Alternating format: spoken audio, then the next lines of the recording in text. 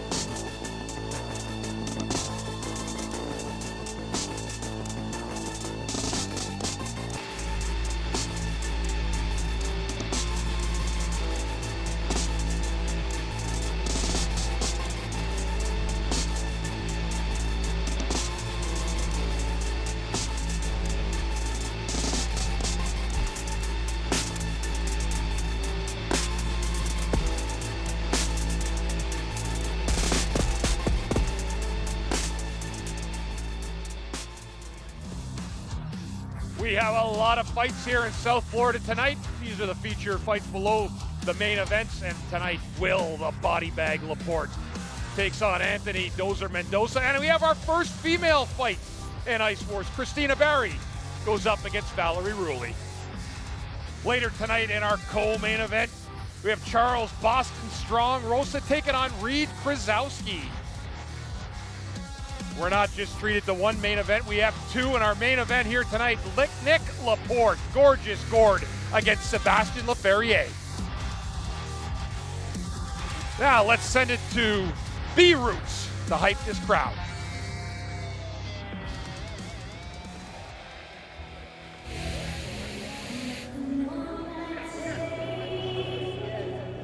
Check.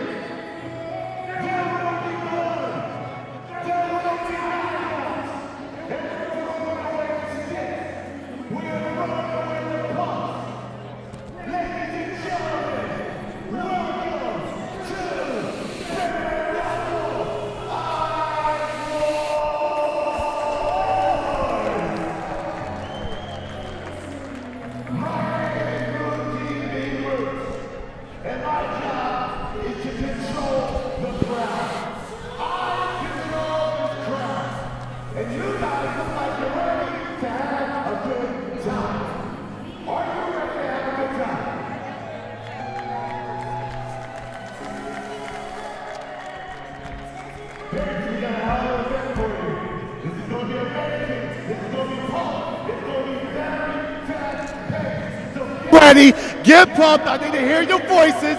Come on, I need to hear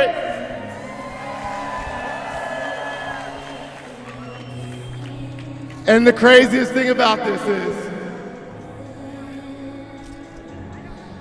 I like to come into the crowd a lot. You're gonna see me going up and down these stairs constantly. Because this event, once again, is live everywhere around the country. One last cheer, give it to me.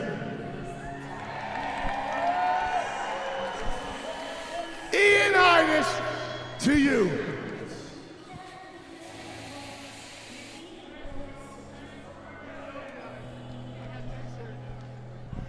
And welcome in everybody watching around the United States, Canada, and the world. I'm Chris Therrien, former longtime NHLer, and I'm joined here by my partner in crime tonight, former mixed martial artist and UFC fighter Ian Heinisch.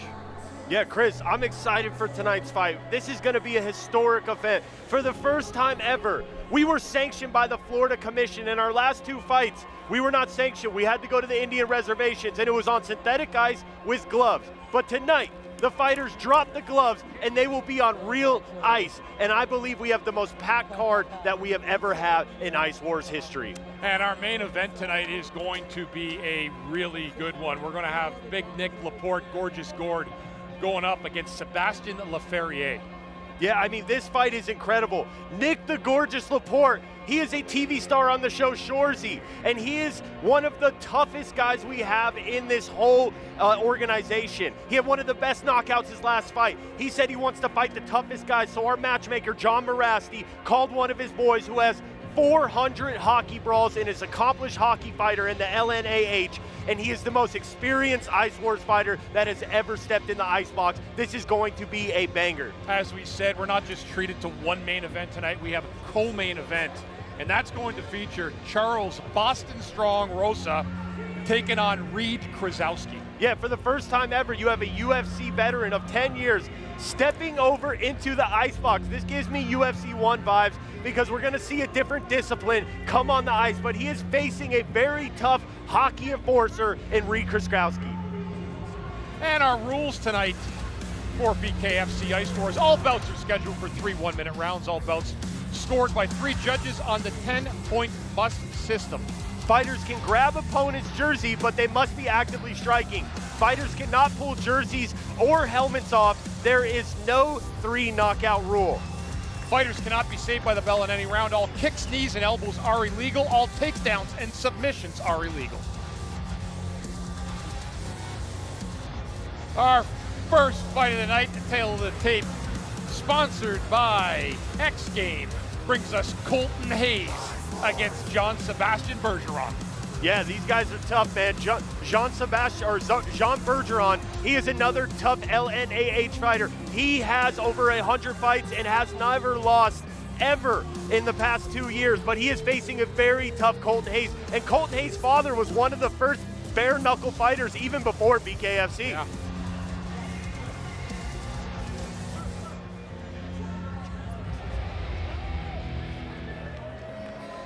Our first fighter of the night walking into the ring right now is none other than Jean-Sébastien Bergeron. As Ian said, he's not lost a fight in 2 years. This guy hasn't played, I mean, this guy's been playing hockey since he was 3 years old. He's super confident. He said he's gonna show his opponent how it's done. He's done hockey, boxing, and this guy, he actually likes to play golf. He said he wants to be champion of Ice Wars. He's not here just for one fight. He wants to make this a career, he wants to get the belt, and he wants to put on a show tonight. He's full of confidence, 150 to 200 fights in his repertoire, and he's somebody that they're going to be looking forward to watching tonight.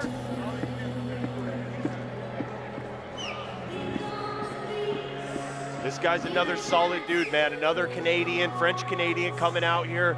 And like I said, these guys grew up playing hockey. He is an enforcer. He is used to fighting all the time, even a couple times a week, even a couple times a game. So he's coming out here, he said this is nothing for him. He wants to show how it's done, but will this 3 minute, or will the 3 1-minute rounds be something that we should watch for? Because he's used to probably 30-second fights.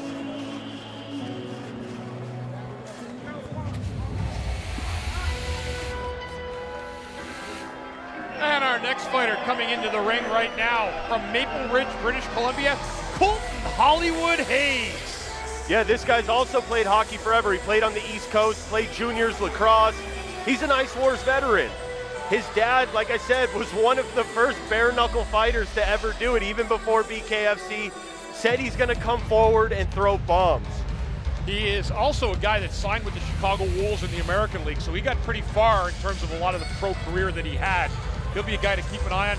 Loves fighting in lacrosse too, does a lot of that. He was 260 pounds in, now just 207. Yeah, he's trained a lot of boxing, and he's dropped from 260 to 207, so he came in shape for this fight, and this fight, it's kicking off with a bang. It sure is.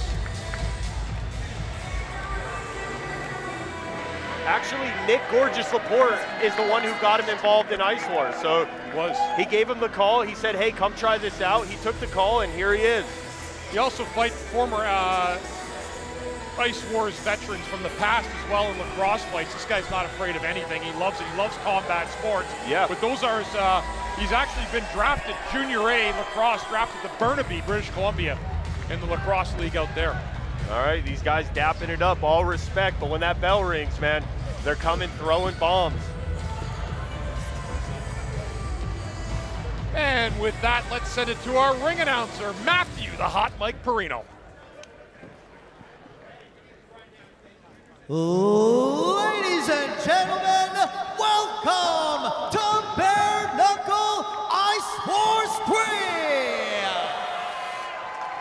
Live from the Amerant Bank Arena, right here in Sunrise, Florida. Sanctioned by the Florida Athletic Commission, with Chairman Miss Tina Pike and Executive Director Timothy L. Shipman in attendance. Tonight's sponsors: Portal, Trozo Custom Watch Company, Shout, McSorley's Beach Pub and Rooftop, and XGames.io. And now, this fight is 3 rounds in the heavyweight division. Introducing first, in the red corner, making his Ice Wars debut. He stands 5 feet 10 and 1/2 inches tall, weight 217.6 pounds, from Terrebonne, Quebec, Canada, the Canadian Reaper, Sébastien Bergeron. And his opponent in the blue corner, holding an Ice Wars record with just 1 blemish, standing 6 feet 3 inches tall, weighing 204 pounds, from Maple Ridge, BC, Canada, Colton Hollywood Hayes.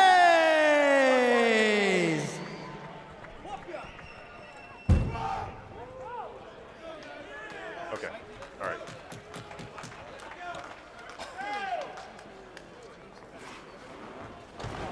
Our referees tonight in charge is Bob Langdon, a 7-year National Hockey League veteran, and our other referees, Kevin McDonald, is an MMA with veteran experience of 25 years of officiating. Our off-ice referees, Andrew Black. Man, I'm just so excited. There's no better place for Ice Wars to kick off. The first time being sanctioned. Look at him, he points to the middle. Then the Florida Panther Stadium. Ooh! You can see Colton trying to get in tight right there. Comes nice in with an uppercut. uppercut. Big uppercut, really throwing those rights, not landing a left yet. I love how he's weaving up and down. He comes over the top and then comes right through with the uppercut. Beautiful work by Colton. Yeah, they're really trying to get in the clinch right now, but also find a way to extend some of those uppercuts and some of those rights that he preferred throwing. Yeah, it looks like Sebastian's looking to settle down a little bit. Wow, tell me about how they're swinging each other on the ice. Oh, looks like Colton's turning away. His helmet got kind of twisted on him a little bit, but they're looking for leverage right now. Oh, wow. Oh. Now, that was a skate going right into that plexiglass. Now, Chris, tell me what it's like to fall on the ice, right? It's not like an MMA mat or a canvas. It doesn't hurt. Okay. It doesn't hurt. Especially with that adrenaline. It looks worse than it really is. These both guys coming out here with ferocious. You can see Colton coming out to start this fight, with J.S. Bergeron really picking it up. Yeah, JS is really settling in right now. Colton came out strong. I love how he was weaving those punches in. Throw him. That's it. Look at that, Colton coming with the uppercuts. JS settling in. Ooh, some big shots by JS. Yeah, these guys are really going. They got him in the corner right here, and this is where you can use a lot of leverage. That's the end of round one. Round one. Great round one. Let's go. Here's a look at what we saw in the first round. You can see the uppercut. Trying to throw the uppercut, comes back with a couple rights, and that's when he falls. And you can see that Colton goes over the top. Skate hits the plexiglass. Look at this. His helmet's twisted. Look at those, trying to toss those uppercuts. Comes across with a right hook. Hey, Colton's landing some very good uppercuts. And look at this. We have the lovely Delaney, our first ring girl on ice skates. This is historic. Let's go. The ladies are loving it. All right. Let's go, round two. Didn't take a lot of time. I love these new helmets too. Yeah. They're perfect, because what you do with a real hockey helmet, you can hurt your hands. Yeah, that hard plastic can break hands very easily. Absolutely. Here we go. All right, here we go. JS comes forward fast. Yeah, they're trying to go more a little bit left now as he came across. They call JS the Canadian Reaper. What did he throw off? He threw off some equipment. Oh! And Hollywood Hayes goes down right there. JS Bergeron really picked it up since the first 20 seconds of the first fight in the first round. Yeah, the Canadian Reaper's coming in strong the second round. Trying to find some space. Yeah. Oh, nice hands. We got Dave Feldman in the crowd. He's loving this. Oh, what a big shot and a trip on the way out. It looks like Colton Hollywood Hayes has injured his opponent. He's down. Hayes with a huge set of rights into the corner. And the Canadian Reaper, he's not used to getting backed up in the corner. Wow, he waves it off. Wow, and he throws his helmet into the crowd. Colton Hayes put on a show tonight. That is beautiful. Absolutely found his leverage, found space in the corner, Ian, and he just laid down those right hands. Chris, notice how he backed him up in the corner. Yes. This is not something hockey fighters are used to. No, there's no corners to go to. Yeah, it's usually a round the boards arena. are rounded, right? Yeah, that's it. That's it. Very interesting. It looked like Bergeron for a second was trying to kind of size him up in the corner, and that's when Hayes just came in and just said, I'm just going to start throwing right now.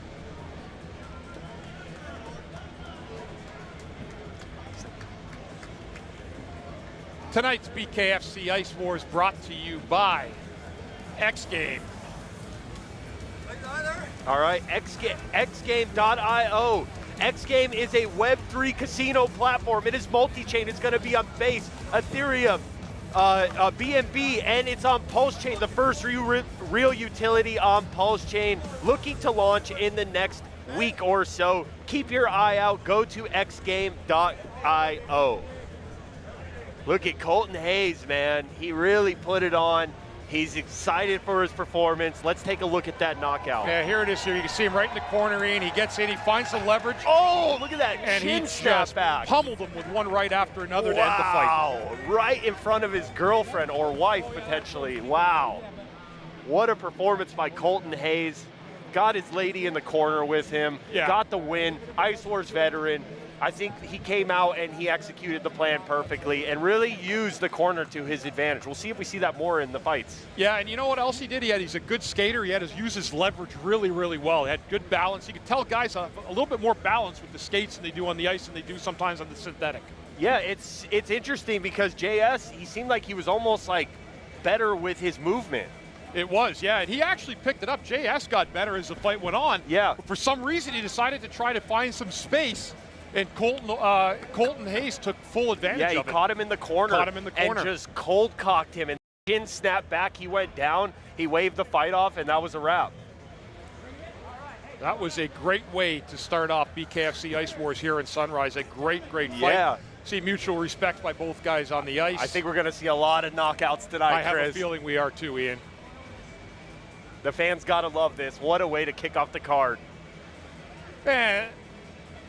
And let's send it to Matt for our decision on the fight. Ladies and gentlemen, the referee calls a halt to the action in the second round, declaring the winner by TKO, Colton Hollywood Hayes.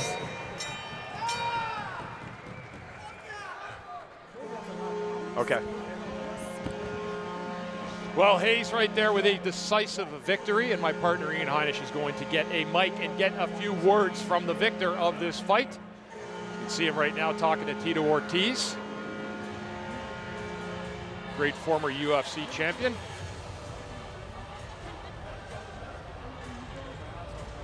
Colton, you put on a beautiful performance tonight. You pushed your opponent into the corner and cold cocked him and got the knockout. What's the difference here being on real ice? Real ice is the way to go. That synthetic shit is fucking terrible. This is how this fight should be happening every fucking time. You said you prepared like you've never prepared for a fight before, and you put on a performance that should be a highlight reel of your life. What's next for you? Anytime, anywhere, Amesbury, wherever the fuck you are, hey, let's run it back just like the old days, baby. Any fucking day. Ladies and gentlemen, give it up for Colton Hayes! And that was the first fight of the night here at BKFC Ice Wars. Colton Hollywood Hayes taking down Sébastien Bergeron. and a knockdown in this second round. What a way to get things started. What a way to get things kicked off down here in South Florida.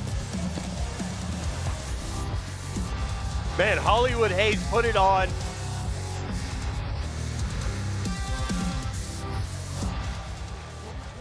The world's most exciting combat sport returns to Italy. Bare-knuckle fighting championship takes over Rome for the very first time, and a world title is on the line. BKFC Cruiserweight champ Chris Camozzi aims to add another notch to his belt as he steps into enemy territory to face the pure striking savagery of Italian legend Alessio Sakara. Watch all the history-making moments unfold live on the BKFC app. Download it at bkfc.com.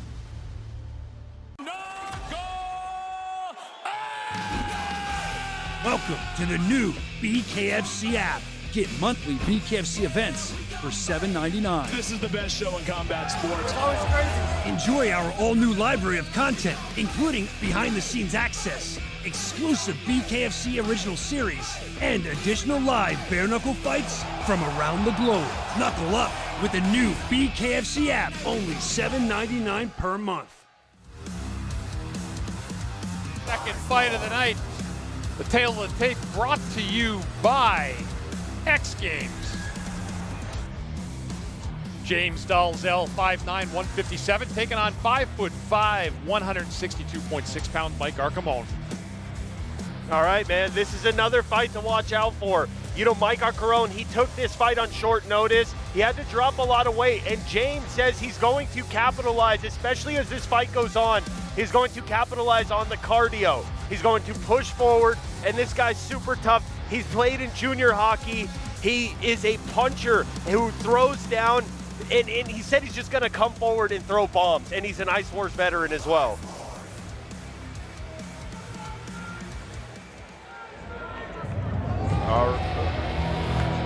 And here he is right now. It is none other than Mike Arcamone walking into the ring.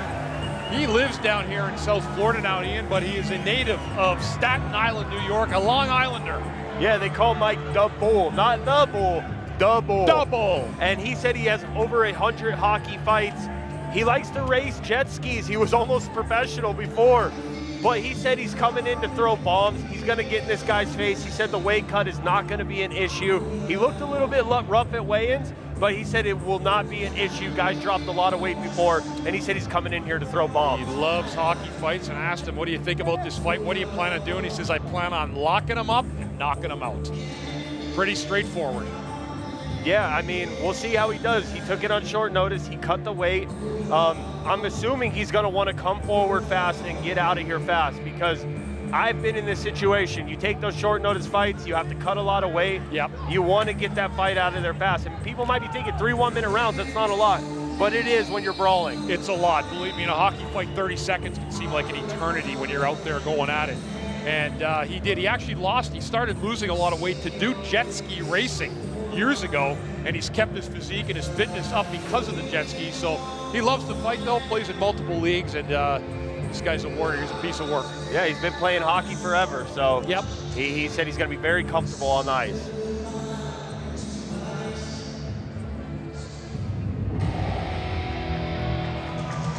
And our next fighter coming into the ring tonight is none other than James Dalzell, the Penetang Machine Wolverine.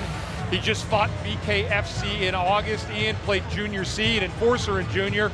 Smaller stature guy, but he's a guy that says he's going on the offense. Straight down the middle is the only way to get to the get home. Yeah, and you know what I love? It's just another crossover from sports, right? This is what I say when I say UFC 1. You have a bare-knuckle fighter who just fought in August, who is now stepping over into the ice box to do a hockey fight. Yeah, and he's from an area up in northern Ontario that doesn't see quite the sunshine South Florida sees, I can assure you of that. He said one of his main components, his game plan is to work the body. He said his opponent cut the weight, he's gonna work that body early in the fight. He thinks it's gonna pay dividends as the fight goes on. And an interesting nugget on him too, he's an actor and a rapper. He usually comes out to his own music. Yeah, I guess they had a bunch of cuss words, so he wasn't able to do it here tonight, but that's very interesting. And let's send it to our ring announcer, Matthew, the Hot Mike Perino. Ladies and gentlemen, this bout is scheduled for 3 rounds at a catch weight of 160 pounds. Introducing first in the red corner, making his Ice Wars debut. He stands 5 feet 5 inches tall, weighing in at 162.6 pounds from Staten Island, New York. Here is Mike, the Bull Archimon. And his opponent in the blue corner, also making his Ice Wars debut. He stands 5 feet 9 inches tall, weighing at 157 pounds from Penetanguishene, Ontario, Canada. Here is the Penetanguishene Wolverine, James Dalzell.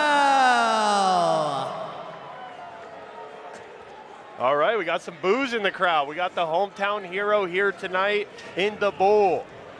The Bull, and look at the Bull. He is eager to get out here right now. The refs are starting to hold him back for a second. Absolutely. We got Tito Ortiz in the crowd tonight. And here we go. MMA legend, UFC legend. Oh, wow. Oh! Kind of put himself into the boards. Wow. Penetanguishene Wolverine. Look at him go with those uppercuts. Yeah, James is putting it on him. Punishing punches. Dalzell with absolutely one right after another, and they're coming in close proximity. All right, both guys down. go down. All right, the Bull's settling in. Oh, he's bleeding from the left eye. Yup. He's got a left eye cut. Let's go. James Dalzell, he's coming forward crazy. Said he was trying to work him in the later rounds, but it looks like he's wasting no time. Oh wow, set him down with a good right hand. Yeah, didn't hit him while he was down either against the rules. Took a knee. And he's finding his leverage. He's got a lot of that arm length and is able to hold out Archimon a lot in this fight. We're seeing a lot of blood on the ice in this one. Coming from the Bull. Ooh, nice shot. Oh, wow. Oh. Those uppercuts are landing flush. Okay, they broke him up right there. Looks like James was pointing at something. Short time in the first round. Dalzell really uses his length well. Wow, got spun around. All right, the ref's trying to hold it back. Wow, the Bull's face really swollen. Jeez, took some big shots that first round. Yeah, look at his eye. It is really hammered. That was one of those uppercuts he had, I think, early in that first round. And he came out, but I'll tell you, Dalzell really does a great job using his leverage and his reach. Here's those uppercuts we were seeing early in the fight. Yeah, wow, he hit him with that right, kind of spun him around, he turned into him and then landed 2 nice uppercuts and then came over the top. I like to call it setting the volleyball, right? You set it up and then come over the top. Uppercuts overhead, and he landed it and executed perfectly. And it sure seems like the height difference, even though it's subtle, is enough for Dalzell so far in this first round. Dalzell definitely has the reach on him, and it looks like the Bull's gonna come out for a second round. This guy's tough as nails. He's tough. Long Island tough. All right, here we go, second round. Here we go, second round about to start. He needs a big comeback round. He needs a huge comeback round. Uh-oh, the referee calling timeout. Just like BKFC, they always have a medical examiner checking out the fighters, making sure that they are good to go. Yeah, they don't want to see blood running in the eye. If it's running around the eye, it's good. Just like the UFC and BKFC, if that blood's going in the eyes, it can affect the fighter, it can injure him permanently, so they make sure that the fighter is safe. It looks like he here is good to go. All right, good. Let's get this second round on. All right, his fans are going crazy. Yeah, he's definitely the hometown hero. They love it. Here they go. Oh! Wow, that landed tough. Oh, blood just squirting everywhere. Oh, he looks at his corner. Mike Archimon looks at his corner and waves it off. Yeah, that's the end of that. The Penetanguishene Wolverine. Wow, James really put it on. Another thing too about James, man, he's actually a TV guy. He does commercials in Canada. So, but he says he wants to make this a full-time career. Yeah, he loves fighting. Yeah, a lot of these fighters now, they realize we're going to be having fights a lot. They can make this a full-time career. Here's a look at it again. Archimon was kind of already battle-tested pretty much going in, and he just took a hit right. that sent him to the ice, and the blood started coming out pretty hard from there. All right, it looks like it hit him right in the nose. Perfectly placed punch, drops him. That's all she wrote. All right, this is sponsored by Portal, the only app where you are able to actually tip fighters directly using Solana or USDC. No middleman, straight tips to the fighters. The new age of tipping and going to events. Portal, check them out, download the app. Portal is the future. And we're waiting for Matthew Perino to give his update on this fight. All right, let's make it official. Wow, look at that face of the bull, man. He took that shot. Swollen jaw. Yeah, he took a beating right from the onset of that fight, really, and he took that one punch in the second round. Tough guy, though. He stood in there. Tough as nails. We got a lot of blood on the ice. Let's send it to Matthew Perino for the call. Ladies and gentlemen, referee Kevin McDonald has called a halt to the action in the second round, declaring the winner by TKO, James Dalzell. All right, second TKO of the night. Second TKO, yeah, right in the second round, much like the first one. Oh, wow. The bull looks a little shaky on his feet. Hopefully he recovers well. Maybe we'll get him a full camp next time and see if he can come back for redemption. Took the fight on short notice, which we have total respect for. And, absolutely. And James Dalzell, the star of this show, basking in the glory right now. It's a big win for him. Okay.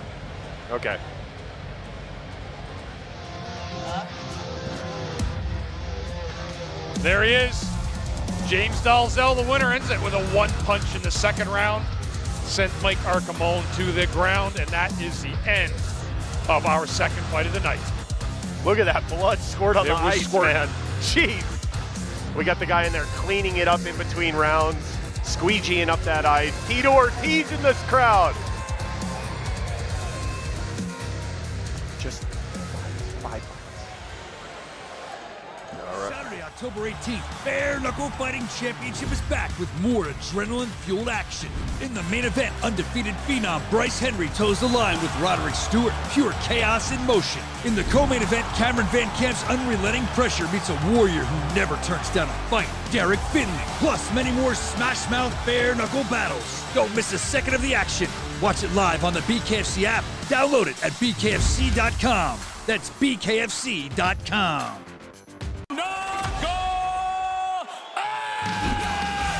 Welcome to the new BKFC app. Get monthly BKFC events for $7.99. This is the best show in combat sports. Oh, it's crazy. Enjoy our all-new library of content, including behind-the-scenes access, exclusive BKFC original series, and additional live bare-knuckle fights from around the globe. Knuckle up with the new BKFC app, only $7.99 per month.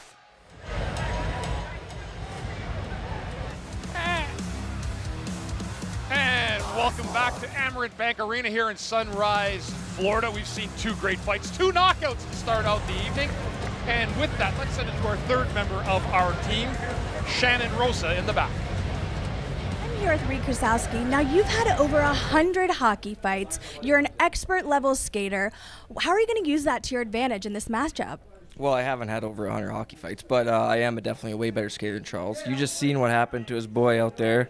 It's going to happen to him too. How do you stay focused with all the media, the big stage, and how do you keep your mind sharp during fight week? Only one focus is to win, and Charles, that's it. Everything else is just noise. Thank you so much. Thank you. And our tale of the tape here tonight, Cole Johnson, the Viking, 6'1", 194 pounds, takes on Jake Grizzly Curtis, 5'8", 196.8 pounds. All right, man, these guys are tough, man. Another good fight, another potential knockout. We have Cole the Viking Johnson. He's an Ice Wars veteran. He expects a first-round KO. But Jake the Grizzly Curtis, he is he's a professional boxer, and he's played hockey since he was 2. He's an Army veteran. He toured in Afghanistan. He said he's tough as nails, and he's coming in with a strong mindset tonight. He said he's getting the W.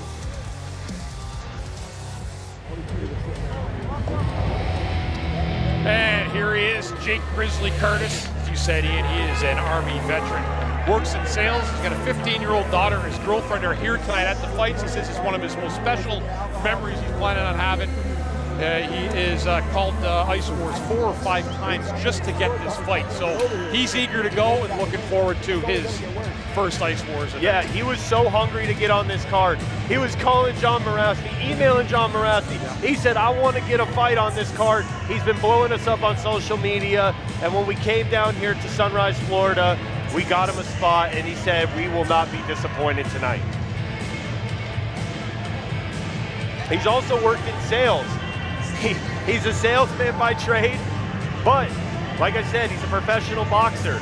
And he said he's very comfortable on skates, and he's mastered the techniques of throwing bombs on the ice. Yeah, does a lot of on-ice and off-ice training. And as you said, he is an Army veteran, did 1 tour of duty in Afghanistan. Yeah, absolutely. This is going to be another banger.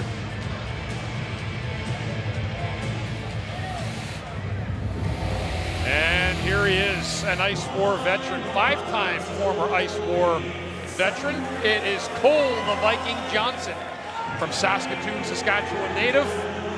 He's been doing nothing but training for Ice Wars. This guy loves Ice Wars, Ian. Yeah, he told me, he said, Ian, I hate the synthetic ice. He said it really hindered his fighting ability. He said tonight you're going to see a different fighter. You're going to see him really be able to maneuver on this ice. And he said he is going to come out there and throw on a show. In his last fight, he got his beard completely ripped off of his face. But he did it. Literally got, I was calling that, and it literally got pulled right off his face. He's back sporting the beard, so hopefully it's not a handle for his opponent tonight. Yeah, that's exactly right. All right. All right, man. Another fight. This is the most stacked card in Ice Wars history. And now we're starting to see the fans roll in. We're starting to see celebrities show up. And it's about to get exciting in the Amerant Bank Arena. And with that, let's send it to our ring announcer, Matthew Perino. Ladies and gentlemen, this next bout is sponsored by Shout. Scheduled for 3 rounds in the cruiserweight division. Introducing first out of the red corner, making his bare-knuckle Ice Wars debut. Standing 5 feet 9 inches tall, weighing 196.8 pounds, from Tampa Bay, Florida, Jake Grizzly Curtis. And his opponent in the blue corner, a veteran of 5 bare-knuckle Ice Wars fights. He stands 6 feet 2 inches tall, weighing 194 pounds, from Saskatoon, Saskatchewan, Canada, Cole the Viking Johnson. Man, Cole the Viking Johnson looking very calm. Jake Grizzly Curtis looking hyped up, staring at him, very intense. Very 2 different demeanors from these fighters. Yeah, and you know what? I'm interested to see how Cole Johnson's skating is on the ice compared to the synthetic ice. Here we go. All right. I like how there's not really too much feeling each other out. These guys just usually come forward and throw bombs. Ooh, beautiful uppercut, takes him down. Cole Johnson coming out with a good start right there. Caught him good in the face. Looks like he was holding his nose. He lost some hair too. Oh, here we go again. again. Here we go again, yeah. All right. They're both in the clinch right now. Both guys looking for some space, looking for some leverage. You can see Jake Curtis right there. He's trying to throw some rights. Wow, he's holding his helmet, holding the strap. Nice body shots by the Viking. Stop, break. Now, there's one thing, Chris, I gotta ask you. I like when I see fighters hold space. They like to lock up and clinch, and I know it's very useful, but I like when they see the space. That's when you usually can see the big shots. Like ducking the head, it's ooh, and let the uppercut land. Yeah, nice. He got an uppercut underneath. Oh, that hit hard too. That's 2 uppercuts in a row. Cole Johnson really using his leverage well. There you go. He's got a little bit of a height advantage on this fighter as well. Yeah, the height advantage I don't think matters as much when these guys. Very good on the Grizzly on holding back on that punch. That was very good sportsmanship. Easily could have taken right a shot back in there. That's the end of round 1. Both guys in fighting in the clinch a lot in that one. I think Cole Johnson had a little bit more leverage, finding some of the space earlier in that fight, but Grizzly Curtis came back good at the end of the fight. Here's a different style of clinch right here you're seeing. You can see hanging onto the jerseys.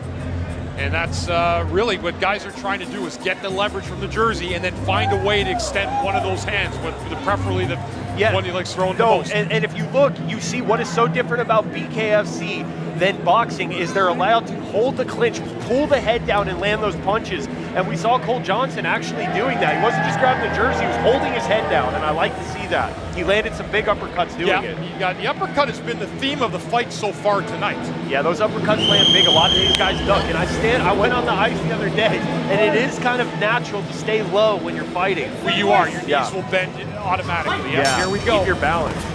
Oh! Big shot. Look at this here. Look at the Grizzly go. We got Dave Feldman hyped up in the corner clapping. He loves this action right now. All right, the first helmet came off.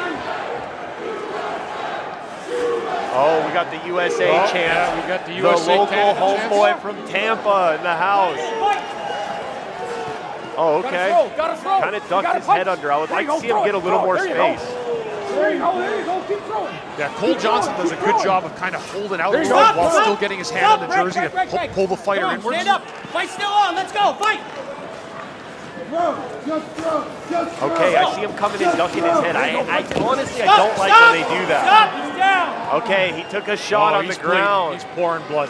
Cole Johnson is. Oh yeah, he's pouring blood. He actually gave him a shot on the ground, Jake Curtis. I think the ref's going to talk to him about that. All right.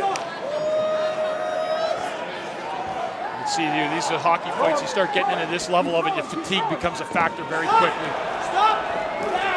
And I got to say, you keep falling on that hard ice, that is going to take a wear and tear on your body. It's like MMA. If you continue to get taken down and back up, taken down, back up, it drains the cardio.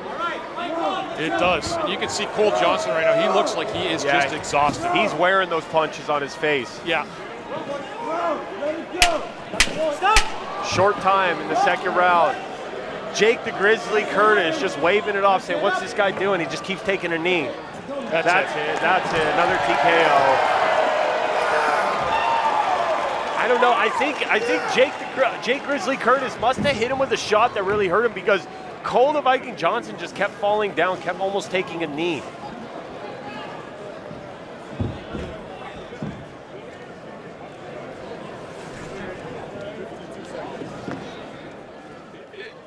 Here's the beginning of the round. You can see him come straight across, goes right at Cole Johnson. And this was done different than the beginning of the first round. He starts throwing the uppercuts. And here's the first knockdown of the round. You can see he comes back across. He's got the clinch with his left hand, and he starts throwing that right. Did get him, looked like when he was down a little bit there, Ian, too. Yeah, a little bit. I mean, he's just pounding on him. And you know, Cole Johnson kept falling down, taking a knee. So he's just throwing those bombs. And you know, he got the win. It didn't seem like he was too happy with how the fight went, but he got the win nonetheless, and he represented for the hometown crowd. He did a great job. This guy's really in it too. You have to come back in this fight because Johnson had the leverage in the early lead in this fight. I would say took round one. Absolutely. So, yeah, he's looking around and you know, he got the win, but doesn't look too happy with his performance for some reason, or just how the fight. But Cole Johnson, you know, he's wearing it on his face. Really took some shots and bleeding from that left eye. All right. Looks like they're going to make it official. The guys are dapping it up. Lots of blood. And let's send it back to our ring announcer, Matthew Perino, for the call. Ladies and gentlemen, the bout comes to a halt at 52 seconds in the second round. Declaring the winner by TKO, Jake Grizzly Curtis.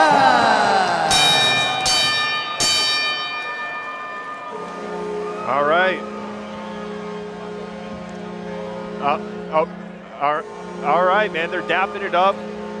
I'm excited to see Jake Grizzly Curtis come back. You know, he said he's hungry to continue to fight. He's been blowing us up. He put on a performance. He earned his spot at BKFC ICE WARS, and I'm excited to see him come back and fight another opponent. Yeah, he had a good fight here tonight. Really a great comeback fight. And I thought he was down early, and I thought he really put a lot of boxing to come back in it. Yeah, he threw bombs. And here it is here. This is where the fight takes a turn and where you can see Jake Grizzly Curtis take off with the win, the blood coming out of Cole Viking Johnson's eye. And that is your winner, Jake Curtis.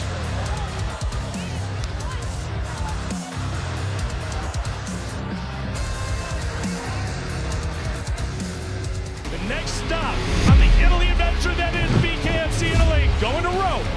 The BKFC 205-pound world titleist. Camosi's been phenomenal. He's the champ for a reason. Accuracy over power. He has the power. At the last punches, he's putting you down. Have complete belief in that. To the challenger, Alessio Siccaro, the Italian MMA legend, brought the heat, showing that he is damn tough. My style is aggressive. I want to knock out everybody.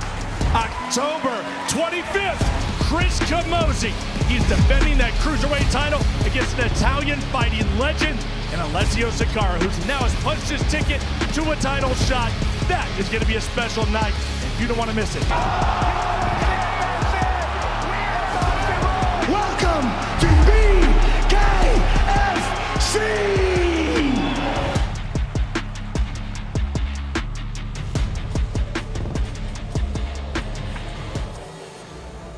Welcome back to Amerant Bank Arena in Sunrise, Florida. And we got ourselves something really special tonight. Our first female fight. Look at her right there, Christina Berry. And she's ready to go here, Ian. Yeah, this is something historic, right? This is the first female fight. Both these girls have a chip on their shoulder. They said it not only is an honor, but it's a responsibility to represent for all female fighters in combat sports. We saw what Ronda Rousey did in the UFC, and they want to come out, put on a show tonight, capture the fans' attention so that they can show that women's fights are here to stay in BKFC ICE WARS. This is the first of many. What do you expect from the women fights in the BKFC ICE WARS? I mean, these girls are both accomplished boxers. They've both played hockey since they were young. I think they're both the perfect girls to represent for the first female fight ever in BKFC ICE WARS history. And our tail of tape brought to you by Trozo. Christina Berry, 5'7", 146.2 pounds, taking on Val Ruley, 5'8", 148.2 pounds. All right. This is going to be an exciting one, people. History is being made. The women are here to represent. Yeah, Valerie's got a little bit of a reach advantage. You know, she's played hockey, like I said, since she was 2. She's been in a couple hockey fights, but she's been boxing for 2 years and has 5 boxing fights.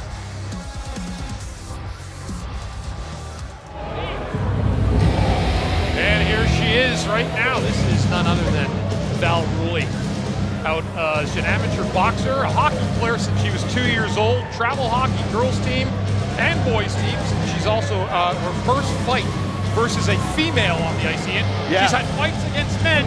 She's never had a fight against a female. She will tonight.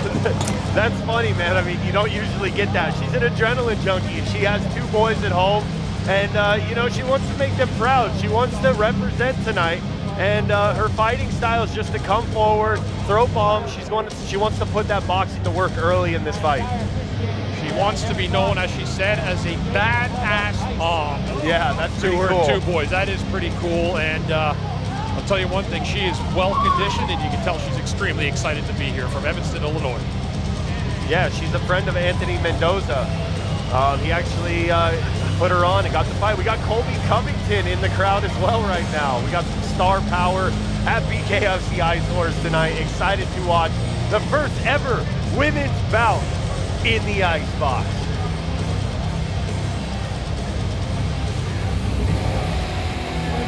All right, she is facing Christina Scary Berry, and she is tough, this girl.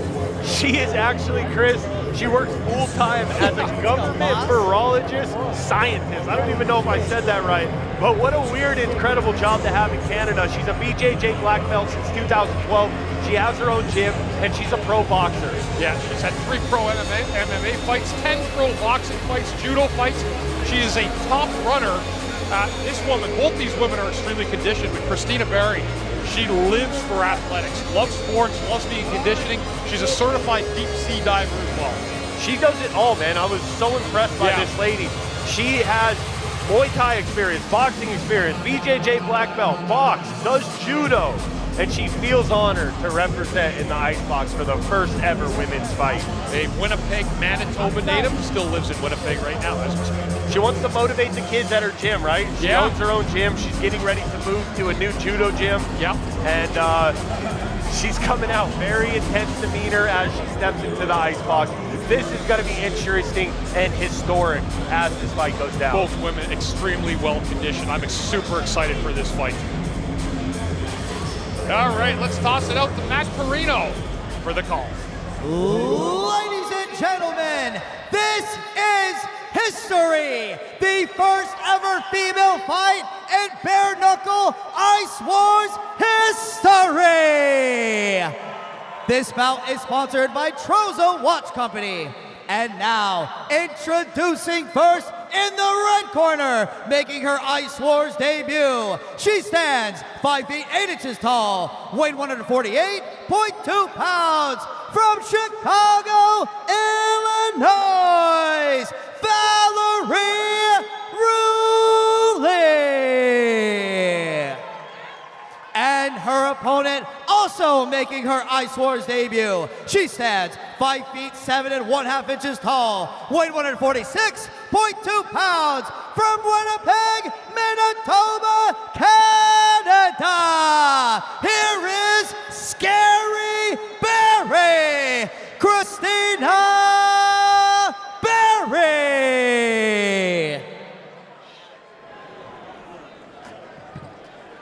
All right, here we go. Now they're getting ready to take to the center of the ice box. Christina Scary Barry and Val Ruley. Both girls looking intense. Let's see how this goes. There you go. Oh! Oh! Wow, there is no waiting, no feeling each other out. Oh!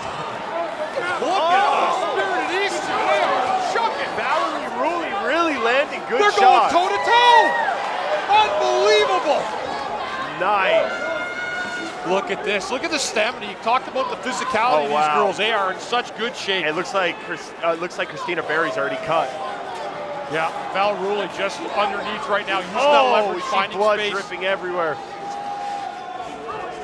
Nice shot. She's looking for the big shot. She came right underneath it. She's being able to use that leverage for throw those uppercuts. Christina Barry coming back, trying to come over the top. Look at her just controlling the body. Wow, there is a lot of blood on the ice. Oh my gosh, look at that hematoma on her face. Jeez. Look at the size of that. That looks like a little mouse right there. Look at her, she is tough as nails though. Wow. They went, I mean, we saw what they did. They did what the guys hadn't done yet. They went toe-to-toe. They did go toe-to-toe, throwing right hands, and Christina Scary Barry really took some big shots, and Valerie Ruley really landed big on that. Yeah, Christina Barry's getting checked out right now to make sure that she can continue in this fight. As you said, Ian, trying to keep the blood out of the eyes is paramount for these fighters. Yeah, the doctor's taking a look, and she's ready to go. Oh, she's ready to go. Look at that mouse on her cheek. That is absolutely unbelievable. Wow, she had so much heart, though. She wanted to continue, and, you know, unfortunately, the doctor stopped it. Doctor stoppage. So Val Ruley comes out, decides to go toe-to-toe, has that long reach. Yeah. And really made a big difference. Yeah.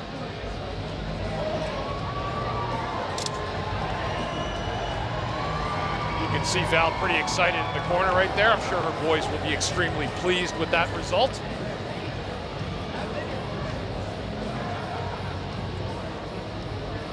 And they're still doing a check on Christina Barry in the corner. That was a huge hematoma that she took. Yeah.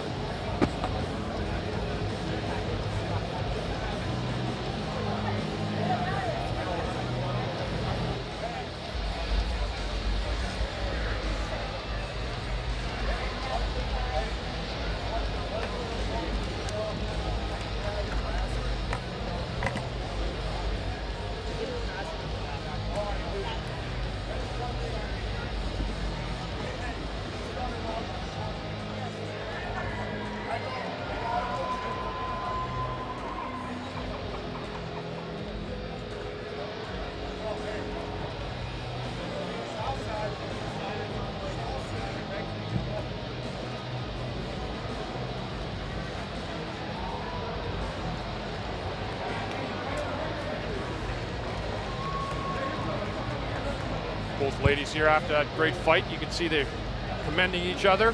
This is the beginning of the fight. This is where you can see these two ladies going toe-to-toe. They're really, really throwing. And that's where I believe that hematoma on her cheek came.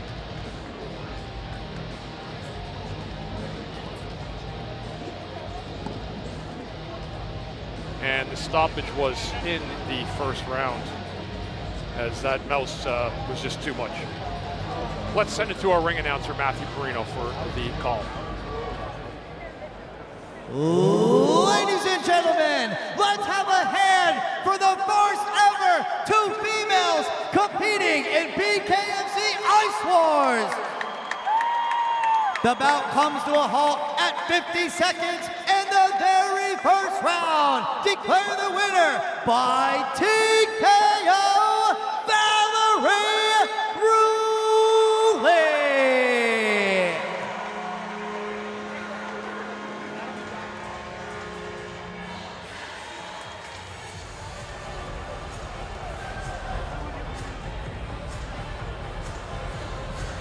Valerie, you put on such an amazing performance tonight. When I talked to you, you said you were honored to be the first women's fight in BKFC ICE WARS history, and you said there's pressure on you to put on a show, and you did just that. Yeah, I came here doing exactly what I wanted to do. I believed in my training, I believe in my coaches, I believe in myself most of all, and that's what got me that TKO in the first round. Valerie, we've seen it with the UFC with Ronda Rousey. We've seen it in BKFC, the women's division absolutely explode. I think you represented, and I think you put the women's division on notice in BKFC ICE WARS. Who would you like to thank tonight? I want to thank my brother for being in my corner, my mom for coming with me, my coaches, Reyes and Jesse. I wouldn't have been here without them, and most of all, Dozer. I wouldn't be here without any of them. This is amazing. Valerie, we have a special gift for you from our sponsor, Trozo, a watch. Congratulations. Ladies and gentlemen, give it up for our first ever women's ICE WARS winner, Valerie Ruley. And you heard Ian Heinisch talking with a beautiful gift. Trozo Custom Watches as the gift given to the winners of each fight tonight here at BKFC ICE WARS. Well, Val Ruley gets it done here, and she does it with a lot of straights in that first round. Ends up really, really busting apart Christina Barry. And she's off to our first ever female Ice War win. Congratulations to Val Ruley.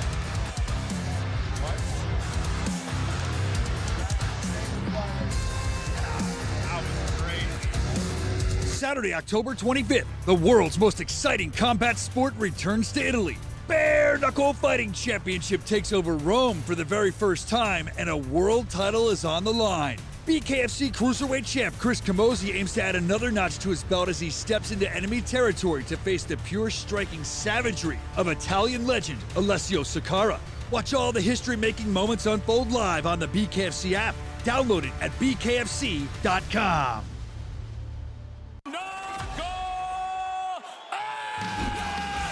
Welcome to the new BKFC app. Get monthly BKFC events for $7.99. This is the best show in combat sports. Oh, it's crazy. Enjoy our all-new library of content, including behind-the-scenes access, exclusive BKFC original series, and additional live bare-knuckle fights from around the globe. Knuckle up with the new BKFC app. Only $7.99 per month.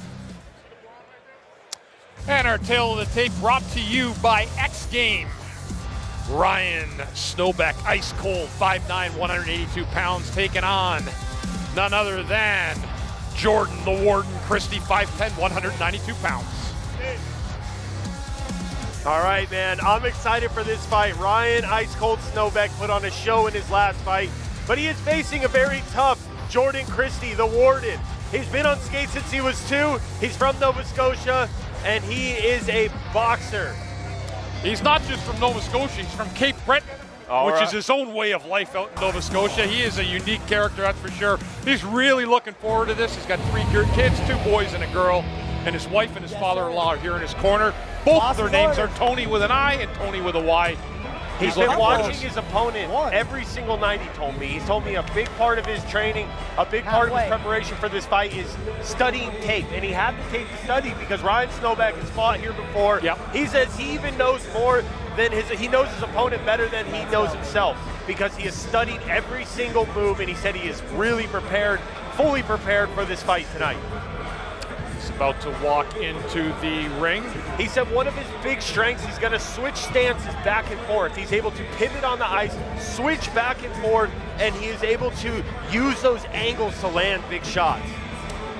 That's, I think, something you mentioned there, Ian. We talk about angles and stuff. I think it's a lot easier for guys to find their angles on the real ice than it is on the synthetic. And I think you're getting a different look at some of the guys that have real true hockey playing instincts. Yeah, the experience is huge, and you're seeing it on the real ice tonight. That's why we're seeing every fight's been a TKO. Yes. Will any fight go the distance? I don't know. I don't know. I don't think this one will, though. No, I don't think this one will either. Both guys ferocious.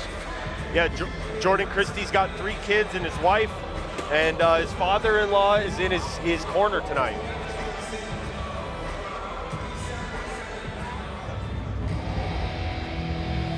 And here he is, Ryan Ice Cold Snowbeck, getting ready to make his way into the ice box. Yeah, he played travel hockey in high school, straight into the Army after hockey.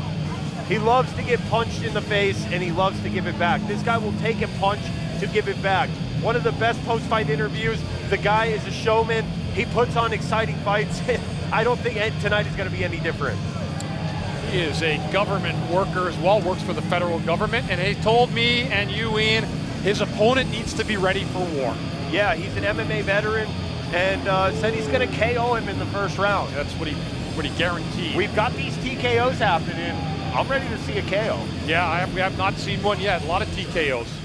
Yeah, I mean, you know, now with the bare knuckle and the real ice, it's just been harder for these guys to survive a full fight of 3 minutes, 3 1-minute rounds. And you know, the reality of it is too, when you're in a hockey fight, you could be skating and playing a regular game, and all of a sudden a fight breaks out but you're never prepared for it. These guys have the opportunity to think through, look at the fight, be prepared for it. You said guys had an opportunity to look at some tape. Yeah, he studied his opponent like crazy. For me as a fighter, I didn't like to watch my opponent too much because then I focus on what he's good at. I like to focus on what I'm good at. But some fighters, they're very technical and they love to study their opponent. Ryan Snowbeck, ice cold, hyping up the crowd. Take it into the ice box. All right. Oh yeah, he's getting his edges in, feeling frisky on that ice, man. He looks ready. This is going to be a good one, Chris. This is going to be a good fight. Both these guys have a lot of energy, and they're both extremely focused on one another. Let's send it to Matt Perino. Ladies and gentlemen, this bout is sponsored by XGames.io and is scheduled for 3 rounds in the Cruiserweight division. Introducing first in the red corner, holding an undefeated Ice Wars record, 1 victory, no defeats, standing 5 feet 10 inches tall, weighed 192 pounds, from Whitney Pier, Nova Scotia, Canada, Jordan the Warden Christie. And his opponent in the blue corner, also holding an undefeated record, 1 victory, no defeats, standing 5 feet 8 inches tall, weighed 182.8 pounds, from Bay City, Michigan, Ryan Ice Cold Snowbeck.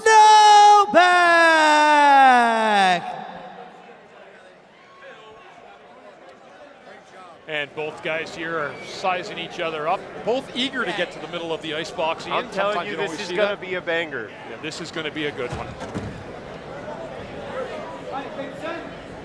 And here we go. All right.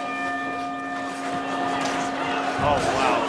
Oh, they're in tight. Uppercut, cross, coming. Oh, look at this. Wow. Look at Dave Feldman screaming in the corner. That's this toe guy, to toe I right think there. We made a fan out of bare knuckle boxing, President Dave Feldman. Oh my! These guys are throwing. All right. Oh, we got to be careful with back of the head. He held off. I love how Snowbeck pulled that punch. Very sportsmanlike of him. Little shaky on his feet. Jordan Christie.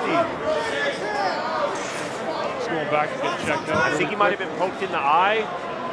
There could have been an eye poke. Yep, the ref is signaling as an eye poke. He can't see, so give him a second here. The fight is over. No, the fight is not over. Please tell me this fight is not over. We want more action as a fan. We definitely want more action. We're waiting to see. It looks like the ref put his arms up. And right now, Christie getting checked. The warden in the corner. It is over. It is over. Come on. That was short. That was action-packed. We got Ryan Ice Cold Snowbeck going over, shaking Dave Feldman's hand. This guy's always exciting, man. I'm telling you, I love to watch this guy fight. Let's take a look at that knockout. I mean, they started going toe-to-toe, and then you can see that Snowbeck comes underneath. There is an uppercut, and he throws across. He comes over the back. Both guys, this is where they go toe-to-toe, right here. And then he got him right at the end right there. And you know what? Sometimes guys think they get poked in the eye, but it's actually a knuckle. And I think Jordan Christie kind of, that was a big right hand, and it probably the knuckle hit the eye. And sometimes guys get confused. They're rocked. Yeah.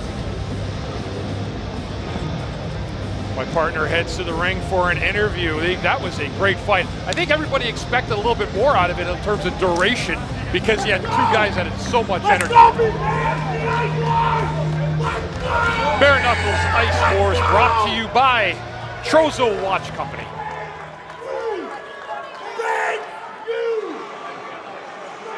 Tonight's action is brought to you by Trozum Custom Watch, timeless craftsmanship, unforgettable recognition built for tonight's BKFC Ice Warriors and everyday fighters around the globe. Honor your top performance and celebrate personal milestones with bespoke watches engraved and tailored to your story. Give a gift that marks achievement, builds loyalty, and keeps your brand on the wrist every second. A reminder of excellence. Trozo Watch Company, crafted for moments that matter, worn for a lifetime.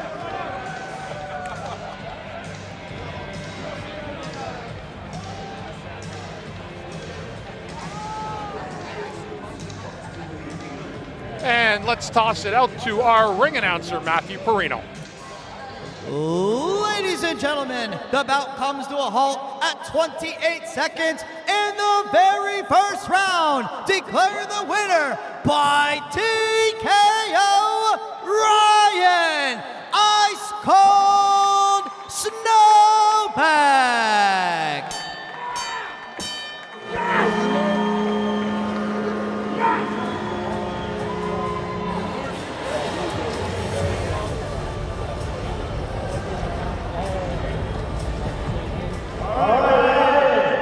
You said you were going to put on a show. You said first round KO. What do you got to say for the fans? I know you've been preparing for this.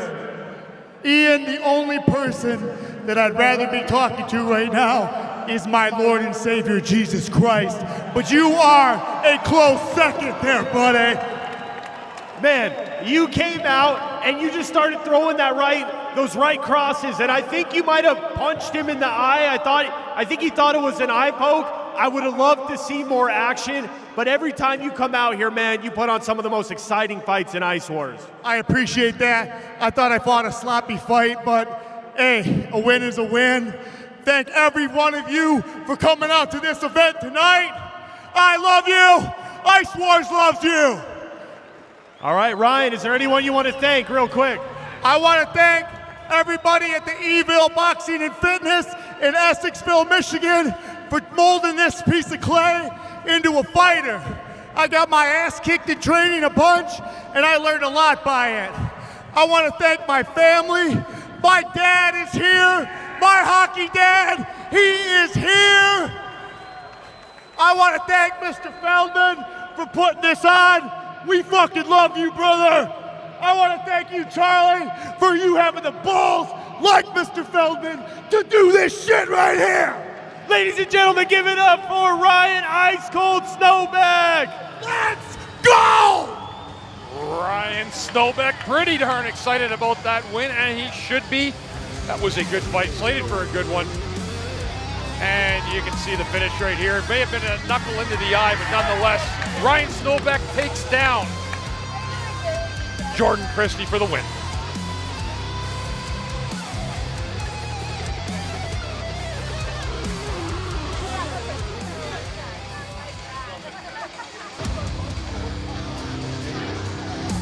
Saturday, October 18th, Bare Knuckle Fighting Championship is back with more adrenaline-fueled action.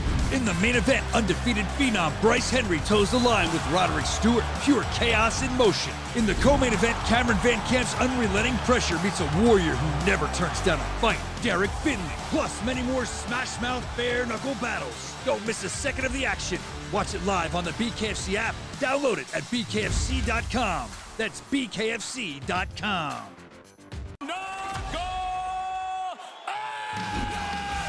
Welcome to the new BKFC app. Get monthly BKFC events for $7.99. This is the best show in combat sports. Oh, it's crazy. Enjoy our all-new library of content, including behind-the-scenes access, exclusive BKFC original series, and additional live bare-knuckle fights from around the globe. Knuckle up with the new BKFC app. Only $7.99 per month. We're back here in Sunrise, Florida, where we have had 5 truly explosive and entertaining fights. We have 5 fights left to go, and let's send it to Shannon in the back. I'm here with Charles Boston Strong Rosa. Now, this is a completely different style of fighting than you're used to. What did your training camp look like? Man, you know, combat sports, that's what I'm good at. You know, I've done bare knuckle, jiu-jitsu, MMA, fought UFC fights, street fights, everywhere. I even, you know, had hockey fights when I was a kid playing youth hockey in the Pee-wees in high school. But man, this is what I love to do, combat sports. Pretty much the only thing that changed is instead of going to the gym at ACG and training on the mats, we had to lace up some hockey skates. So, you know, working on my skating, getting the skates on. Now, you fought all over the world, but how special is it to fight right here in your backyard? Man, this is a dream come true. You know, home at the Amerant Bank Arena, home of the Stanley Cup champions, the Florida Panthers, defending Stanley Cup champions. It's a dream come true, man. I was just here the other night watching them, you know, play the Flyers, and, you know, to see the energy in the arena and to be here, and, you know, all my family, friends, and everybody is here. It's really special for me. Thank you so much. Good luck out there. And our tail of the tape, sponsored by X Game. Will Laporte, 6'4", 228 pounds, goes up against Anthony Dozer Mendoza, 5'10", 228. Chris, I just have a smile on my face because we've had so much action, and now we are going to this fight. This fight has fight of the night written all over it. Both of these guys are tough. Anthony Mendoza has recently signed with BKFC, but he is fighting the very tough Will the Body Bag Laporte. This guy is a specimen. He's a lot taller than Anthony Mendoza. We'll see if that reach plays an advantage to him. Reach has had a lot to do with a lot of the fights tonight, Ian, and I don't think that is going to drop over time. And here comes Anthony, the Dozer Mendoza. This guy's a tank. He is tough. He runs 2 very successful businesses, but he just loves to fight. He's done a lot of mitts on the ice. He's done a lot of clinch work. He's done a lot of running. He says his cardio is immaculate, and he says he's prepared to go 3 rounds, but he doesn't think it's going to take that long. He has been cross-training just down the road in Miami, has 4 kids, and recently signed with the BKFC. Yeah, that's so cool, man, because he is, you know, he's a multidisciplined combat sports athlete. Yep. But he says his home is here. He says he wants to go in BKFC, win a fight, and then he says he wants to drop down to the lower division and take the belt.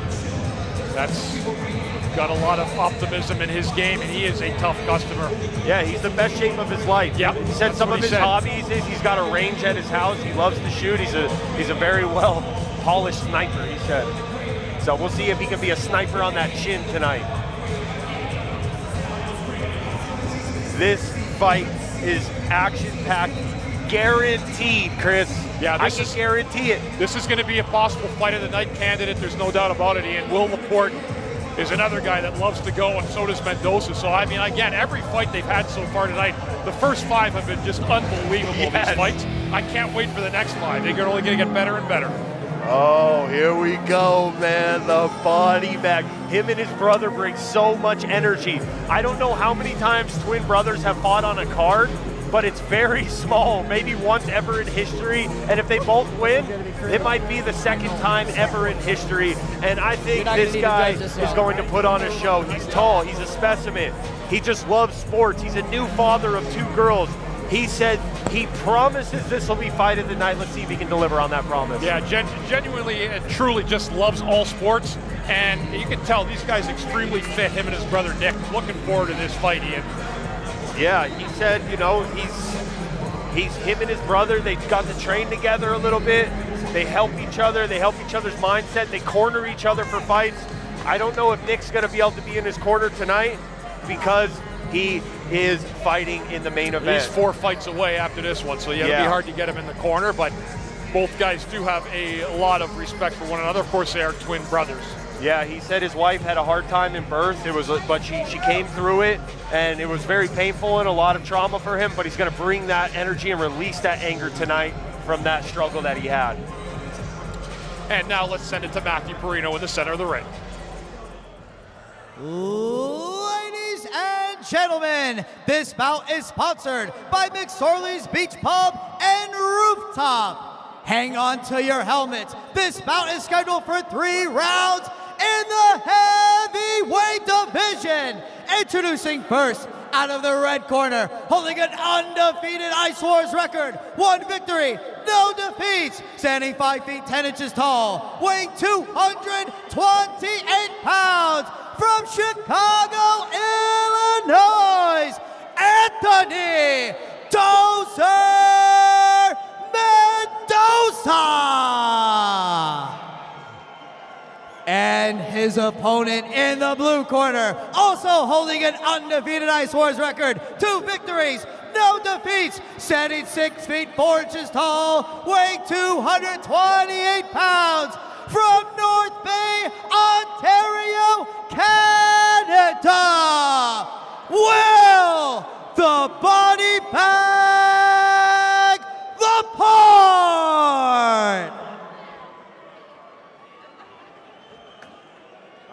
Man, I have goosebumps. I'm not gonna lie. I've been excited for this fight for weeks now. Let's see if it can deliver. One thing with the Laportes too, great skaters. We'll see if Anthony Mendoza can match up to that. That has a lot to do with a hockey fight. Here we go. Oh, they're gonna go toe to toe.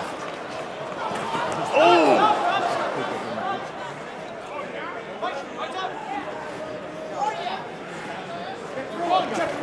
Interesting style to start like that, Ian. All right, Will Laporte. Kind of interesting. They just said, let's grab and punch, man. They said, ooh, Will landing big shots. It looks like Mendoza's having a hard time staying up and a hard time landing. Yeah, that reach advantage is really... The leverage, the reach, finding that space, Laporte really come in. All right, they're using that ice. Is that, wow, okay. Falls into the icebox wall. Fight's on, fight. Go, just go, throw. Throw it. There you go. Get through it. Both guys coming in. Both guys elected to go with their right hands. Drop Good it down right there. All right, very interesting how they're just tying up and then going. See how they grab onto each other instead of coming in with 2 fists, right? Yeah. Well, I would think they would want to enter with a 1-2 combo. They're going right into the clinch. That's the end of the first round. All right. It's amazing we actually got out of a first round. All right, yeah. I mean, it wasn't really what I expected, but, you know, Will the Body Bag Laporte definitely landed bigger shots. You know, Anthony Mendoza really trying to find his range. Let's take a look. Here's our knockdown right here. Laporte definitely finding that he could use his leverage a little bit more. He's coming with those uppercuts. And Mendoza, you can see he gets hit, takes 3 in a row right there, falls to the ice. And Laporte does a good job of keeping his hands off him during the when he hit the ice. To the lovely Delaney, our first ring girls on ice skates, man. It's another amazing, history maker and right here tonight in the Florida Panther Stadium. They are doing a great job too. All right, let's see if they maybe get a little space this time.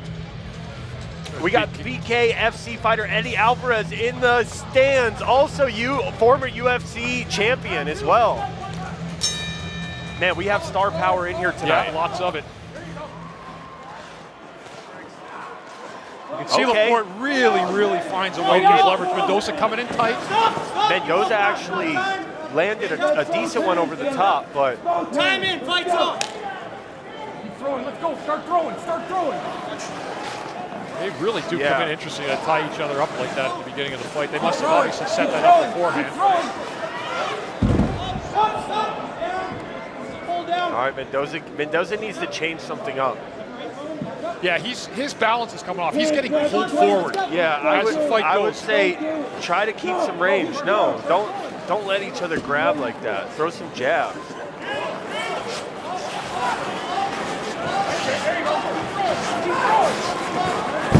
Okay, Will landed a nice right hook on the side of the forehead. Will does a good job of holding Mendoza out there. Mendoza with a little tiny mark. Mendoza taking a 10 count. Getting up, tough as nails. Crack him on the way in. Time in, let's go. Both guys tough. Will Laporte looks hardly touched. We hear Dave Feldman yelling something at him. I don't think he's liking how they're tying up like that. Fight's on, guys. Let's go. Throw. Yeah, he wants some punching. He don't want that punching. Yeah. Keep throwing. Let's go, Mr. Mendoza fell forward again. Every time, you notice every time he's falling, he's coming forward, he's falling backwards. And you know, these guys are friends. I wonder if that's playing a factor in this fight, you know. Getting booed by the crowd. I think they need to change something up. Maybe they had an agreement, but I think it's just time to fight. Yeah, you're really limiting yourself, and you know better in a certain sense, because when they're coming in, they're really only establishing one way to fight when you come in like that. Yeah, you want to change it up, maybe throw a 1-2, grab in a different position, land some big shots. I think it's just time for them to just throw down. You know, these guys are still throwing bombs, still putting on a good show, but I think Mendoza definitely needs to change something up in this third round. He needs to win this round for sure. He hasn't really landed anything. Will Laporte rather looks a little bit like he's still polished. He doesn't have a lot of marks on his face. Yeah. I mean, no one's taken truly big shots. He took a good one to the temple, which did drop him, and he did get that 10 count. But overall, only 3 rounds. This is the third and final round. There is only 3 rounds, and it is not a point system. Somebody guarantees win. There is no draws in Ice Wars. Here they go. They got out of the clinch. All right, here we go. Start throwing. Dave Feldman, he's letting them know. Let's go, boys. Let's get going. Good job. A nice left right there by Mendoza. He came in and just caught Will Laporte right at the end of that little clinch. All right, looks like they're mixing it up. Will throwing some long jabs, trying to keep Mendoza at bay. You know, how is it to slip and rip and come in on this? Is it a little bit, I mean, obviously it's harder to have the head movement on the ice. It is, but these guys, this is more a good uppercut right there. These guys are doing a really good job coming in towards each other now. You can see them coming in with a nice jab right there. Mendoza's having a hard time standing up. Is that a skating thing right there, or is Will just throwing him around? Well, he's pulling him inwards, right? He's breaking him off his balance, but at the same time, you can bridge that too if he's kind of sit back a little bit more, get a little bit more center of gravity. Yeah, you notice one thing about the Laporte brothers is they don't ever fall down. No, great skaters. They do not fall down, and I think that's so key to fighting in Ice Wars, having that balance. Yeah, they are both terrific skaters, both him and Nick, and that makes a difference. And you can tell his athleticism shined through a little bit in this fight. We'll see what happened. Mendoza, I don't understand starting the fights in each with a clinch each time in the first 2 rounds. You can see nobody really liked that. The fans weren't too happy about it. They finally decided to go back and square off properly in the 3rd round. I think they just wanted to kind of throw down like that in the middle, but you know, I'm glad they mixed it up in the 3rd round, and you know, I think Will Laporte took that. So that would be the way it would look anyhow, but I certainly think Will Laporte would be the victor in this fight. Yeah, Will Laporte definitely won that fight. You know, overall, good fight. You know, a win is a win. You know, it's better to learn from a win than a loss, and you know, these guys are still growing. This is new techniques that people are learning, and Mendoza had trouble with the skating. Just let it go. Yeah. Yeah, he had a very, very difficult time with his balance. That's the thing. You can be in great shape for an MMA fighter, UFC fighter, BKFC fight without the skates. It's a totally different animal with the skates on. Yeah.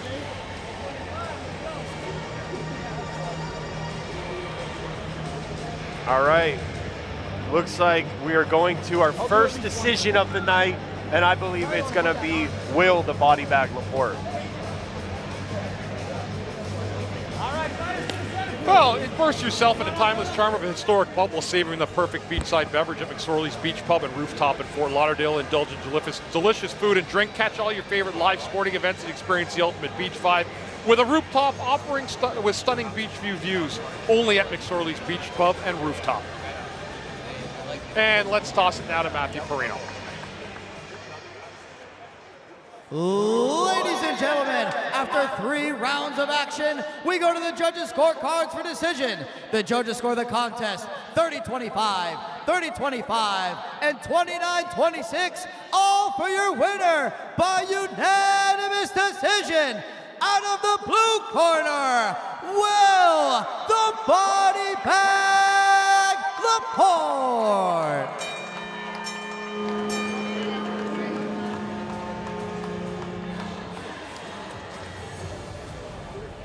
All right, Will Laporte, you are victorious again in the icebox. How do you feel about your victory tonight? Not too bad, actually. No, I just used my strengths to my advantages there, obviously with the reach advantage, and just kind of maintain my composure the whole fight. The first 2 rounds, you guys kind of clinched up, threw bombs. You obviously had the advantage with the reach. You were landing harder shots. And then the second round, you kept him at bay with the jab. Was this the game plan? Yeah, pretty much. He used the reach the whole time. Obviously, you know, I had a couple inches on him with my reach and my height. So, yeah, that's the game plan coming in. All right, ladies and gentlemen, give it up for Will the Body Bag Laporte. Will Laporte with a pretty decisive win right there. And I could tell it seemed a lot more than his skating and his reach were a big, big difference in this fight tonight. Anthony Mendoza had a hard time standing up, but you see Laporte standing back, he's holding him out with his left, looking for that leverage with the right, and there he goes right there. 2 uppercuts, uppercut, came across with a right hook after that. And that is our first decision of Ice Wars. 6 fights in tonight. That is the first time that we've seen a decision. Any of these fights, the rest of them a TKO. That is Will Laporte, the champion.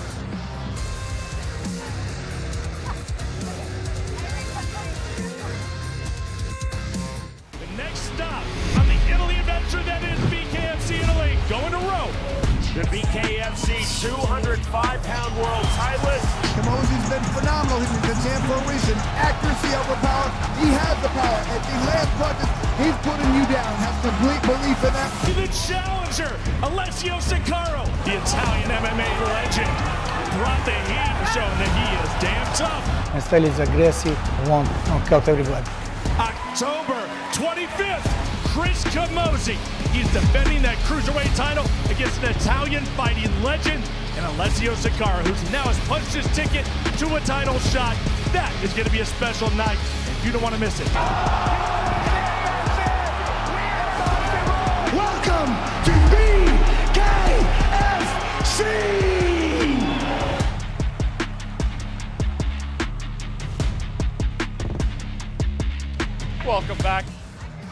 Welcome back into Sunrise, Florida and BKFC. Let's send it to Shannon.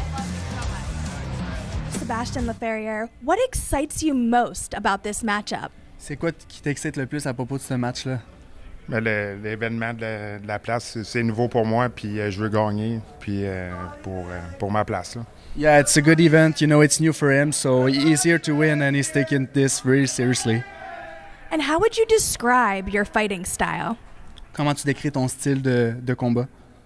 Mon style de combat agressif, intense, puis surprenant. Yeah, really aggressive. You know, it's gonna come with a few tricks. All right, we look forward to seeing you out there. Thank you so much. And our tail of the tape brought by X Game. We have Alex Marchisello, 5'7", 171, taking it on to Stephen Wolftail, 6 foot, 176 pounds, Ian. Yeah, man, this is another exciting fight. We have Stephen Wolftail. You know, this kid brought so much energy to weigh-ins. But Alex Marcello is a experienced Ice Wars veteran, and he put on an incredible fight against Snowbeck, and we saw how tough Snowbeck was, so this is gonna be a good fight. Sure is. Both guys here are a lot of energy, and they're both excited to be here tonight for Ice Wars. All right, here comes Stephen Wolftail. This kid's out of Alberta, started hockey when he was just 3 years old, been in 100+ hockey fights, jack of all trades. He works as a framer right now, and he wants to represent. He's straight off the reservation, and he wants to be an example for the people at home. Yeah, he says alcohol and drugs are a very big problem where he's at. He wants to give his people on the reservation a symbol of hope, and that's what he's hoping to bring here tonight at Ice Wars. Yeah, he was in weigh-ins. He gave a battle cry. It was raining at weigh-ins, and he gave a battle cry in the sky, and then gave a very intense stare down. And I can just see in this kid's eyes, man, he's gonna scrap. His father died when he was young, and his mom really pushed him in the sport of hockey to be better and to stay in sports, and that's exactly what he did. He's a heavy equipment operator and also does framing. Yeah, he fights for his people, man. He plays golf and volleyball with his sister in his spare time. Yeah.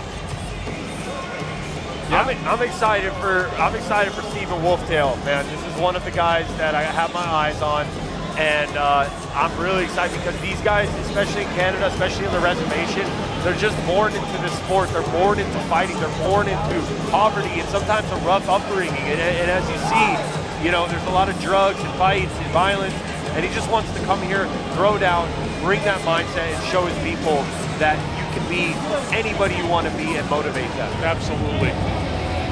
All right. And here now is our next one, Alex Marcello. Alex the Great, he's known as. Yeah, born and raised in Marcello, Toronto. man. He's back in the ice box. Last fight was a banger. He said he was actually beating Snowbeck, but his cardio was the issue. And in the third round, Snowbeck took it into a decision, but it was fight of the night. Yeah, that's where Snowbeck got his first win, and Marcello lost that fight, but they did get the fight of the night winner that night. Yeah, Marcello said he's doing 30-kilometer bike rides almost weekly. He's worked on his cardio. He said cardio is not going to be an issue in this fight. You know, he separated his shoulder in that fight with Snowbeck. He's fully healed, and you know, he took that fight on short notice, and he's ready to fully put on a show tonight and get his redemption. His dream is coming through tonight of being involved in an event in an NHL arena, and that's exactly what he's getting. Muay Thai and boxing are his two hearts. Yeah, this is a dream for some of these guys, man. They're literally skating on the ice of the Stanley Cup champions, the Florida Panthers. Yeah, that is absolutely correct. Panthers had a game here last night. Panthers beat the Flyers 2-1 here last night. Oh man, that's your previous team. That's my team, yeah. That's who I spent most of my career with. Flyers, I was at the game last night for a little bit. Had to come over and do radio for the team. We got a big shout out by the Florida Panthers. Really cool to see. Yeah, they did a great job really promoting this, and looking forward to more events down here. They love it. And now let's toss it to Matthew Perino at the center of the icebox. Ladies and gentlemen, this bout is 3 rounds in the Ice Wars middleweight division. Introducing first in the red corner, holding an undefeated Ice Wars record, 1 victory, no defeats, standing 6 feet tall, weighed 176 pounds, from Calgary, Alberta, Canada, Stephen Alpha Wolftail. And his opponent in the blue corner, holding an Ice Wars record with just 1 blemish, standing 5 feet 8 inches tall, weighed 171 pounds, from Toronto, Canada, Alex the Great Marcello.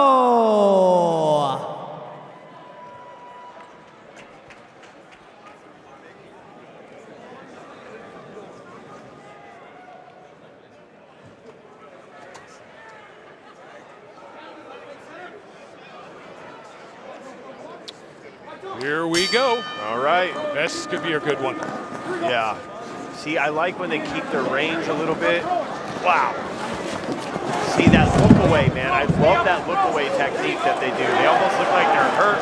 It kind of shields them, and they come back with a big right hand. Yeah, these guys aren't afraid to throw here, and they're quick too. They're fast. Oh, we see a big cut on Stephen Wolftail's face. There you go. Keep throwing. Keep throwing. Yes. There you go. Beautiful. Keep throwing. Keep throwing. Yes. Yeah, these guys do a great job standing up here. You can tell experienced skaters, right? Experienced skaters. Yep. Get in there. Let's go. Come on. No, he doesn't carry. He's got a big cut on his face, but Stephen Wolftail's so tough. He's not stopping. That's right above the left eye. We pray. Oh, nice little pop jab. See, look at that look away technique. It's beautiful. Yeah, then he comes back in with a quick pop. Yeah, they're tight in the clinch. That's the end of the first round right there. That was a good first round. That was some good action. Pray to God this cut does not stop this fight. That's the thing with BKFC, man.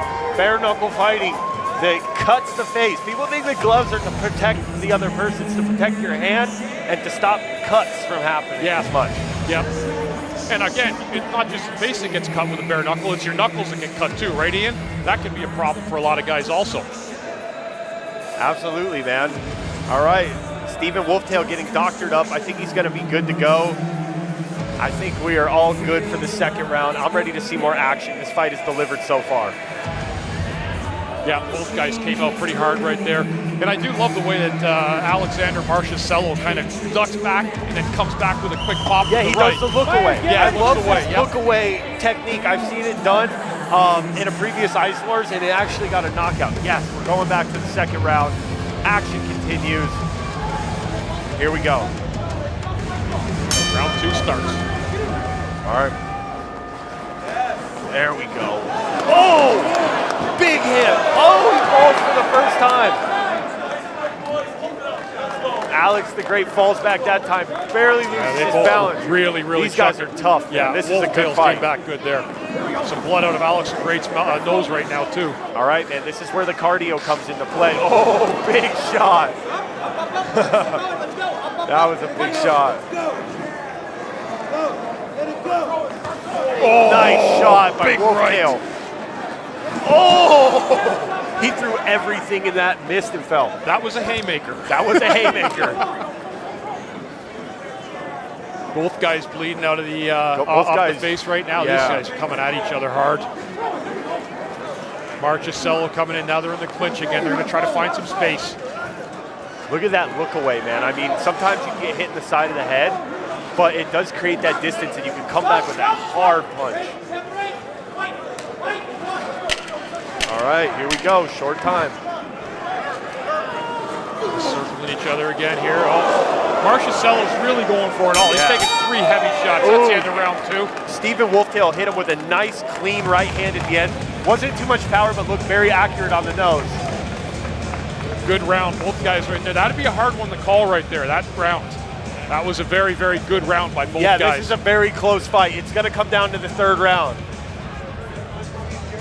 We got some celebrities in the house, MMA fighters, BKFC champions, UFC champions, legends out there, man. It's really cool to see the star power at the fights tonight. Got a great crowd poured in here too, Ian. They're doing a really great job, and they're into it. You can tell everybody with a lot of enthusiasm here at Amerant Bank Arena. Yeah, absolutely. These guys are really putting on a show for the fans tonight. We've had, what, 5 knockouts? Final round. All right.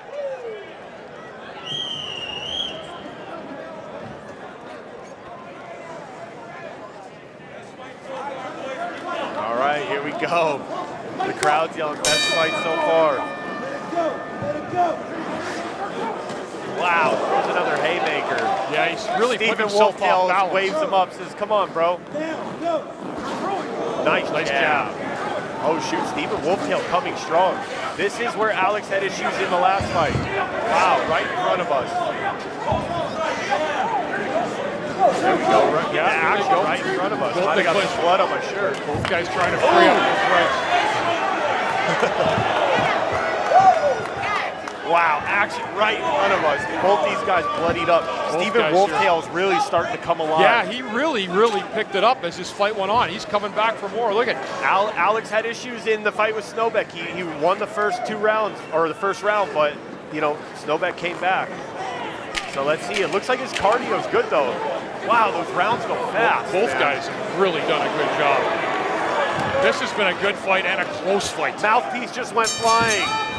That's it. All right. Good fight. That was a good fight. This guy's getting a little bit of air right now.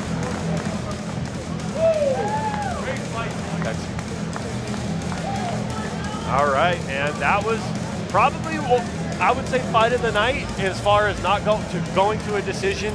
Yeah, and where the guys were consistently going at it for the full 3 rounds of the fight and throwing punches, trying to make a difference for themselves. No knockout, but that was not for a lack of trying to do so. Yeah, it was a back and forth fight. You know, both of these guys are wearing the punches of their opponent. Bloody nose, cut on the eye of Stephen Wolftail, but they just continued throwing. They put on a good show for the fans. Bare-knuckle Ice Wars brought to you by Shout. Tonight's BKFC Ice Wars event is brought to you by Shout, the creator performance agency redefining influencer marketing. Shout powers some of the world's biggest brands by activating 250,000 plus micro creators to flood the feed with authentic culture-driving content. From TikTok takeovers to viral campaigns for Amazon, Uber, and Buffalo Wild Wings, Shout delivers the impact that moves beyond impressions. Ready to turn your brand into the next big moment? It's time to shout.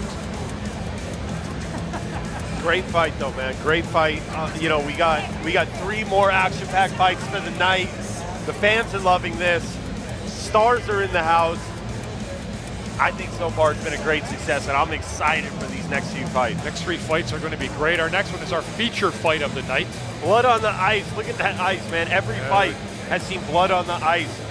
And what about that hematoma on Christina Barry's face? Yeah, that was something else. That was something like we've seen in BKFC, right? Yeah. These girls sometimes they get these massive hematomas. They put on exciting fights. I think the women's division in Ice Wars is heating up, and I think this is something that we're going to see a lot more of now. Women are going to want to do this. Yeah, I agree. And 2 women loved it. It was they and the fans put a great show on. Sure, yeah. Absolutely. Let's send it back out to our ring announcer, Matthew Perino, for the call. Ladies and gentlemen, after 3 rounds of action, we go to the judges' scorecards for decision. The judges score the contest 29-28, 29-28, and 29-28, all for your winner by unanimous decision. Out of the red corner, Stephen Alpha Wolftail. Man, I told you this guy's so hyped, man. Wow. It was honestly closer than I thought there, but man, Stephen Wolftail did enough. I do believe that. Both of these guys bloodied and battered and put on a great show tonight. Yeah, and Wolftail ended up getting cut in the first round, fought back all through the first 3 and ends up with a big win. Terrific job.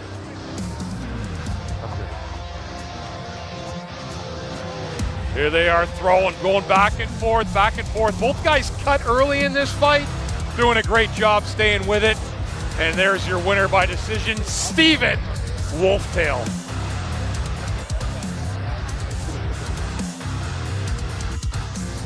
Saturday, October 25th, the world's most exciting combat sport returns to Italy.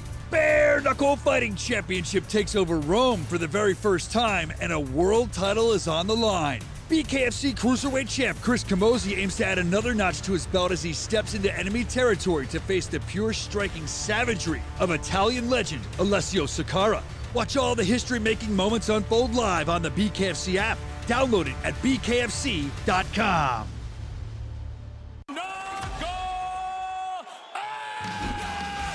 Welcome to the new BKFC app. Get monthly BKFC events for $7.99. This is the best show in combat sports. Oh, it's crazy. Enjoy our all-new library of content, including behind-the-scenes access, exclusive BKFC original series, and additional live bare-knuckle fights from around the globe. Knuckle up with the new BKFC app. Only $7.99 per month. Welcome back into Amerant Bank Arena, the home of the two-time Stanley Cup champion Florida Panthers. Let's send it to Shannon. I'm here with Nick Laporte. Nick, you're 1-0 in BKFC ICE WARS. What went through your mind when you found out this fight was going to be on real ice and bare knuckle? Yeah, I was really excited about that because obviously there was a lot of problems with people slipping and balance issues on the synthetic ice. So yeah, just being in this venue, being on real ice and no gloves, obviously you've seen what's happened in the previous fights. It's been entertaining tonight, and I'm getting ready to put on the biggest show yet, so stay tuned for the main event. And how special is it to fight on the same card as your twin brother? Yeah, it's electric. Obviously I couldn't corner him because my fight was shortly after his, but I got to watch it in the back room there, and yeah, it was great to see, and I'm happy he got the win 3-0.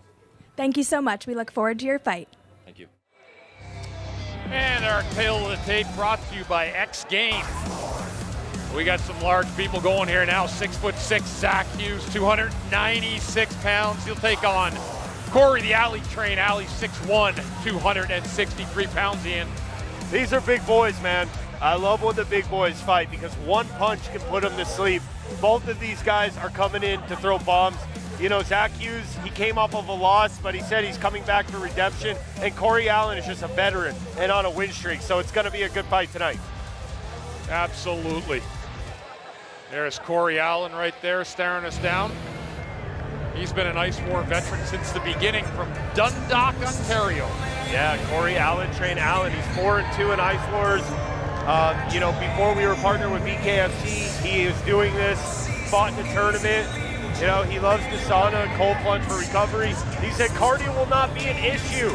He said he's going to work the body on his opponent, and, he thinks he has a big advantage in the skating. He trains with former National Hockey Leaguer Aaron Downey, who was an extremely tough guy. I actually played with him for a short stint in Dallas, and Downey has been training him since the beginning of his Ice War adventure. So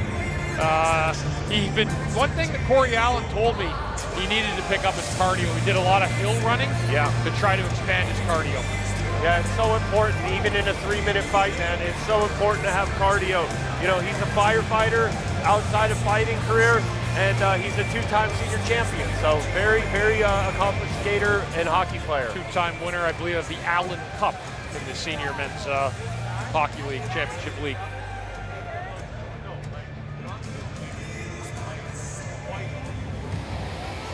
And here comes big Zach Hughes, just shy of 300 pounds in. He's trained hard. One of the big things in this fight, which will be a theme, he's not 100% sure of his skating in this fight. Yeah, it's going to be an issue. Hopefully he doesn't fall down a lot. That's going to tax him. And the funny thing about it is, even as big as the hooligan is, he is the runt out of his 4 brothers. His 3 other brothers make him look small, which is incredible because this guy is a monster. You know, he's done a lot of cardio. He's worked a lot on his skating. He's had a ton of MMA fights. And, this guy's an experienced brawler, but will it be play to the advantage of Corey AlleyTrain with the skating? He does it all. A 12-year active duty member of the Air Force. Zach Hughes, the hooligan, is another return fighter.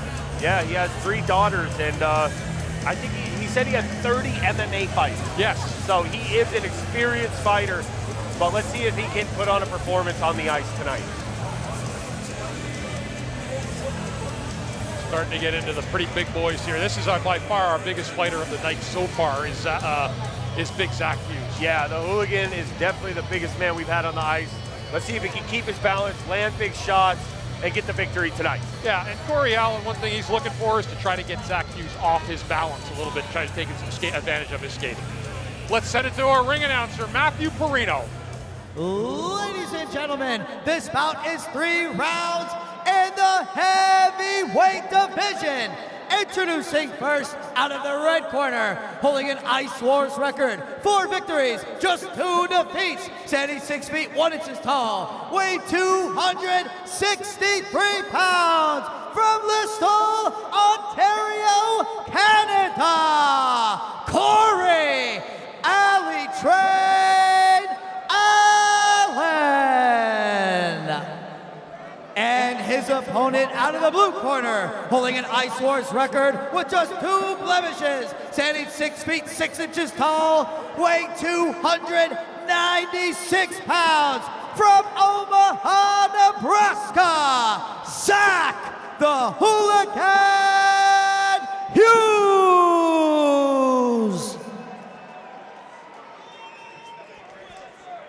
All right, here we go. Big boys taking the center of the ice box.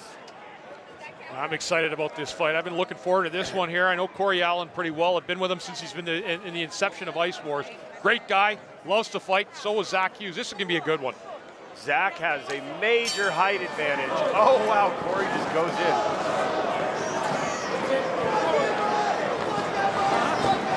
Oh, okay. These guys are throwing down. Corey really wanted to get a hold of him fast. Zach Hughes holding the balance, looking pretty good on the ice. Really good holding his balance. Yeah, absolutely. He said that he admitted himself he was concerned about his own skating. Here we go. Oh, wow. Allen coming in.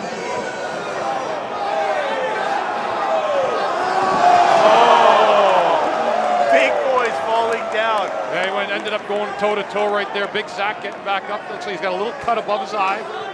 You know, when Bigsnake fought him, he got falling on the ice really impacted his fighting. Look at that, Zach staying on his feet. Yeah, he told me he took a real bad body shot against Bigsnake and couldn't even breathe after the fight. Nice job by Allen, coming across with his cross. Okay, there we go. There's the skating. You see, you fall down like that when you have that much weight behind you, you know that's going to hurt. It's going to hurt. It will take its toll. It's hard to get back up all the time. Allen, again, loves throwing, coming in with that left jab. Now he's going right, trying to go toe-to-toe here. Allen wants to go toe-to-toe.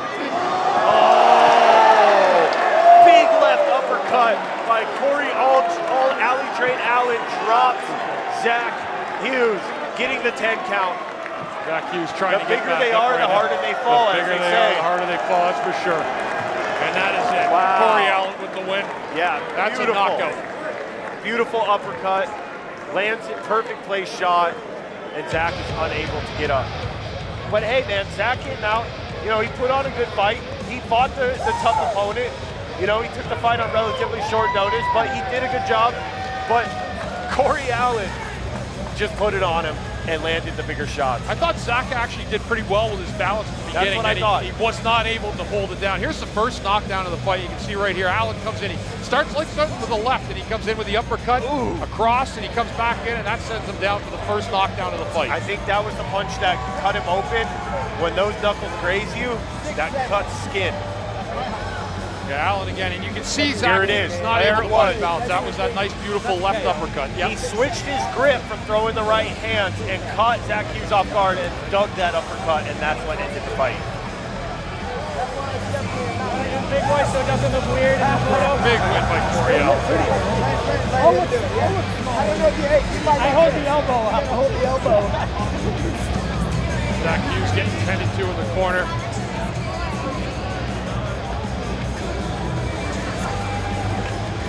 All right, man. Look at Corey Allen looking like a hooligan hockey player, missing his front teeth, man. Two great guys here, too. Of course, a lot of respect in the middle of the ring right there. A lot of respect. These guys are friends off the ice, and they were not in this fight, but what a hell of a good fight. Let's send it to Matthew Perino. Ladies and gentlemen, the bout comes to a halt at 48 seconds in the very first round. Declare the winner by TKO, Corey AlleyTrain Allen.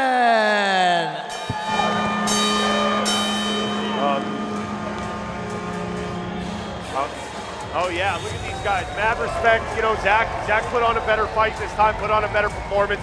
Came up short, got cut on his face. All respects to Corey AlleyTrain Allen. Bumps it up with John Morasti, bumps it up with Tito. You know, he did a good job, man. He should keep his head high. Looking forward to see him back in the icebox very soon. Absolutely. Corey Allen, your winner tonight.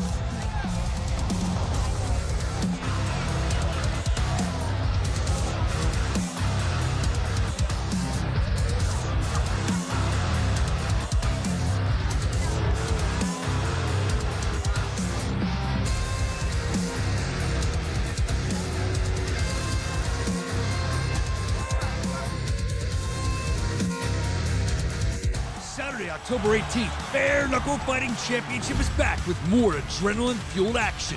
In the main event, undefeated phenom Bryce Henry toes the line with Roderick Stewart, pure chaos in motion. In the co-main event, Cameron Van Camp's unrelenting pressure meets a warrior who never turns down a fight, Derek Finley, plus many more smash-mouth bare knuckle battles. Don't miss a second of the action. Watch it live on the BKFC app. Download it at bkfc.com. That's bkfc.com.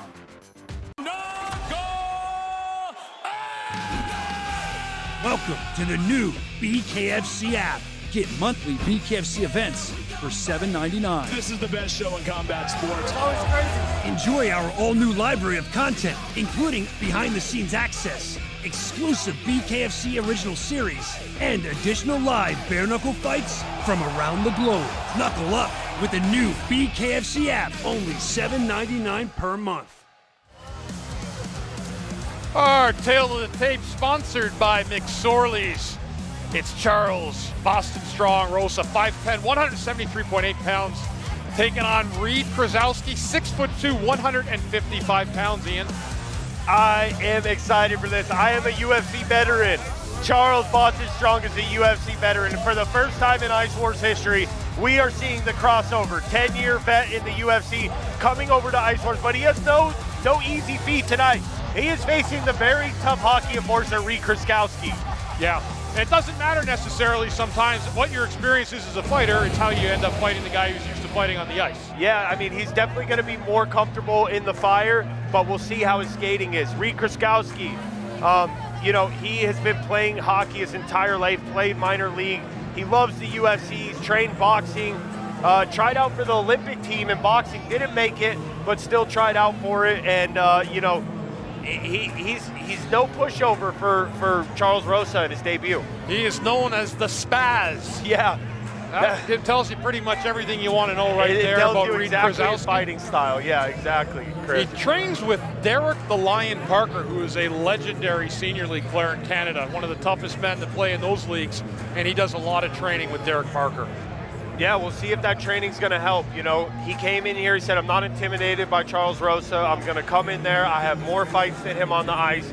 I'm going to be able to skate better than him, and I'm going to get this win tonight.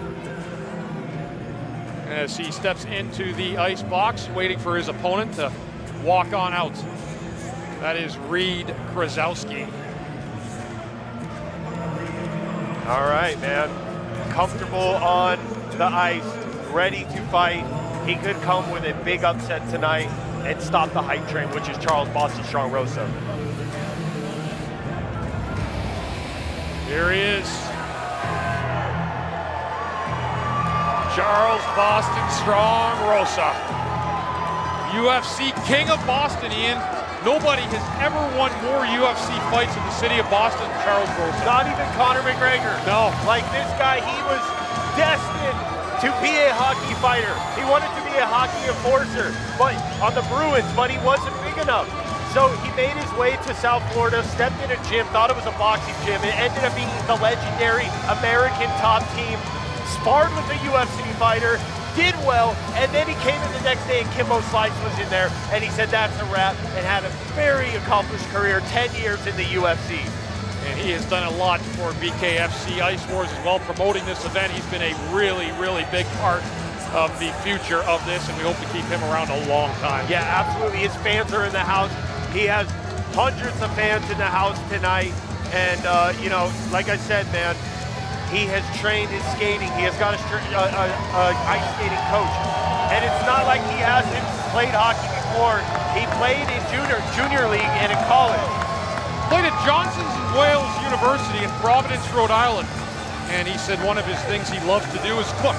That is a culinary school, and he says he can cook like not many can. All right, man, he is hyped up. That's one thing, man. I thought, you know, if he could give him a hard time in the first round just to get used to the skating. Yep. But as the fight goes on, I think the advantage is going to go to Charles Boston Strong Rosa. And now let's toss it to our ring announcer, Matthew Perino.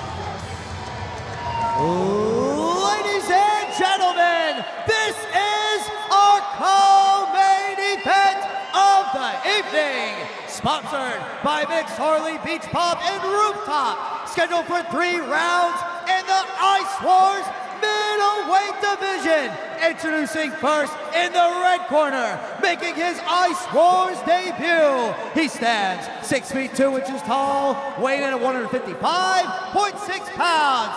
From Yorkton, Saskatchewan, Canada, Reid the Spaz Krasowski. And his opponent in the blue corner, a mixed martial arts veteran of 27 bouts, tonight making his Ice Wars debut, standing 5 feet 10 inches tall, weighing 173.8 pounds, from Boston, Massachusetts, by way of Delray Beach, Florida, here is Charles Busted Shrug Rosa! Wow. Chris, I got chills right now. The crowd is going crazy. And Charles is fired up, but Reid is not backing down. Rosa Nation is here tonight. All right, here we go. Let the boys take the center of the ice. Everybody is on their feet. Wow. Oh, this is going to be good. Oh, this is going to be a good fight. I'm excited for this one.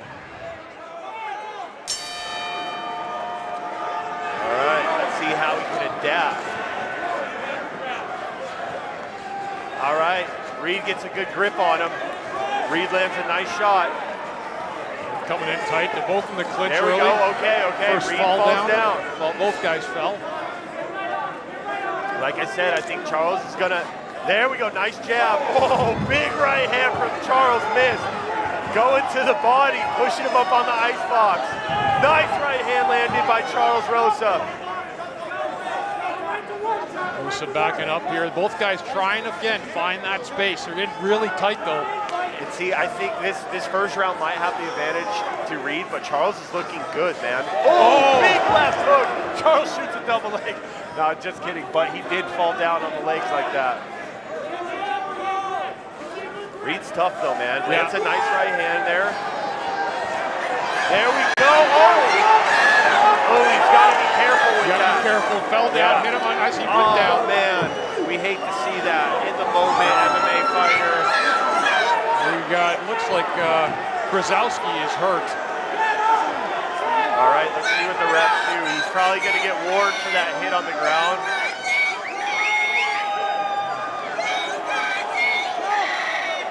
Everybody's on their feet, though. Reid's coming tough, but, you know, that was a hit. The refs are talking to him. He shouldn't have hit him on the ground like that. Yeah, you can't hit when you're going down. That's one of the rules of Ice Wars.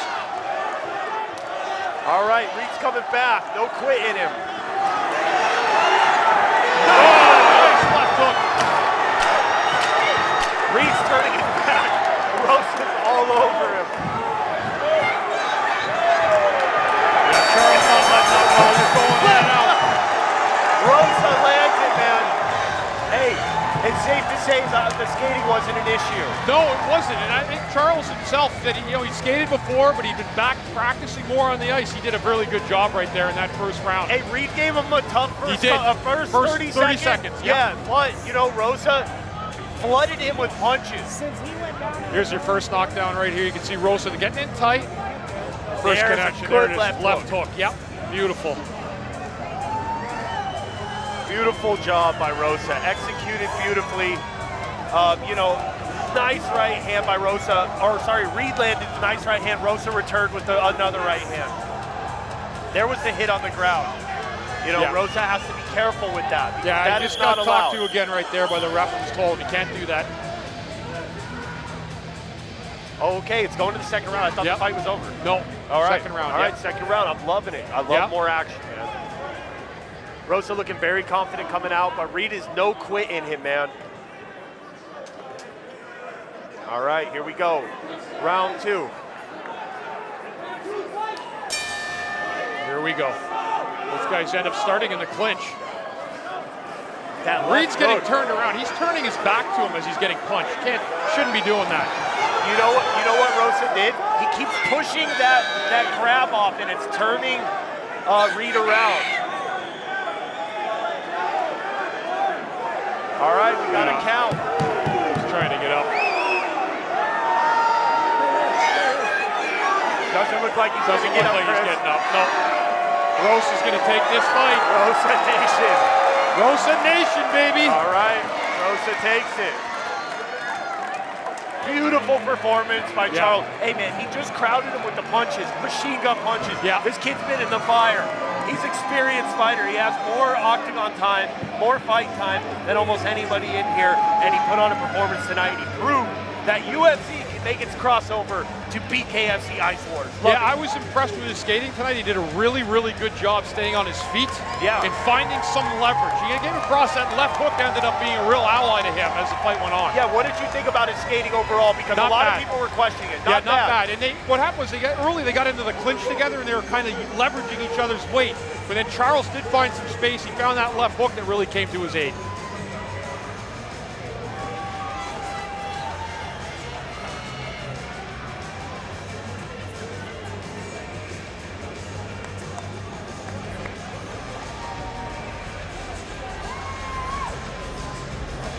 Well, Krasowski's finally up here, and Charles Rosa basking in the victory that he just put on for this crowd. He's saluting everybody right now, and why not? That was quite the performance by the former MMA star.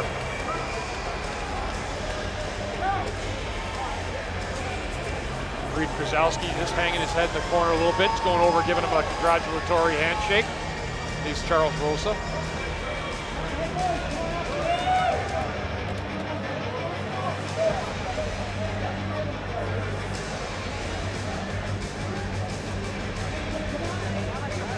Ref's calling Krasowski to the center of the ring where we will send it to our ring announcer, Matt Perino. Ladies and gentlemen, the fight comes to a halt at 12 seconds into the second round. The fighter was unable to answer the count of 10.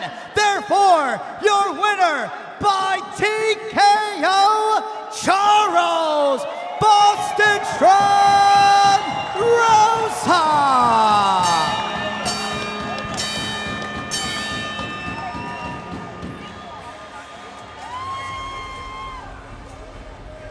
Charles Strong Rosa, you are the first ever UFC fighter to make the crossover to BKFC ICE WARS. How do you feel? Man, what a night, man. A lifetime of hard work. The first thing I want to get out of the way is happy birthday to my mother, Mary Rosa. I love you. I wouldn't be here without you. Happy birthday, I love you. And back to business. Yeah, man, you know, I made the crossover, fought 10 years in the UFC against the toughest guys on the planet, fought my way through, beat the toughest guys, and now I made the crossover to BKFC ICE WARS. I truly believe this is the future of combat sports. Whatever combat sports there is, bare knuckle, fighting, MMA, jiu-jitsu, whatever it is, I'm here. I'm the roughest and toughest fighter in the world from New England. I'm the champ, baby. Let's go! Now, Charles, in the first 30 seconds, you were kind of gauging yourself. This is your first real hockey fight in the Ice Walks, and you haven't fought in hockey in over 10 years. Did you feel like you had to adjust a little bit because you overwhelmed him with punches and he just couldn't take it? Yeah, I mean, that's what my dad always told me since I was a kid. Punches and bunches. And, you know, I've watched the greats in hockey fight in the Ty Domies, the Sean Thorntons, all the great and the legends. And this is what I watched when I was a little kid, and I fell in love with it. And to be able to come out here and put on a show at the Amerant Bank Arena, the home of the Stanley Cup champions, the Florida Panthers, is truly a dream come true. So thank you to all my fans, friends, and family, my beautiful wife, and everybody in attendance. Thank you so much for being here and supporting. Well, Charles, our sponsor, Trozo, has given you a custom BKFC ICE WARS watch. Check it out, buddy. Enjoy your victory. You earned it. Ladies and gentlemen, give it up for Charles Boston Strong Rosa, our next star of BKFC ICE WARS. Well, Charles Boston Strong Rosa gets it done right here, and started off good fight, but he did find some leverage finally. He was able to get some left hooks in that really started the fall for Krasowski. That was a good fight, and Boston Strong gets it done.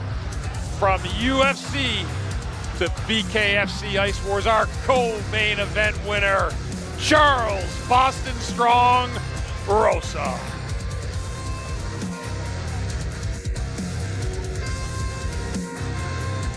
The next stop on the Italy adventure that is BKFC Italy, going to Rome. The BKFC 205-pound world titleist. Camosi's been phenomenal. He's the champ for a reason. Accuracy over power. He has the power. At the last punches, he's putting you down. Has complete belief in that. To the challenger, Alessio Sicaro, the Italian MMA legend, brought the heat, showing that he is damn tough. My style is aggressive, won't knock out everybody. October 25th, Chris Camozzi.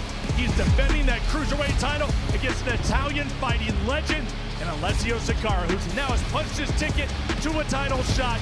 That is going to be a special night, and you don't want to miss it. Welcome to BKFC!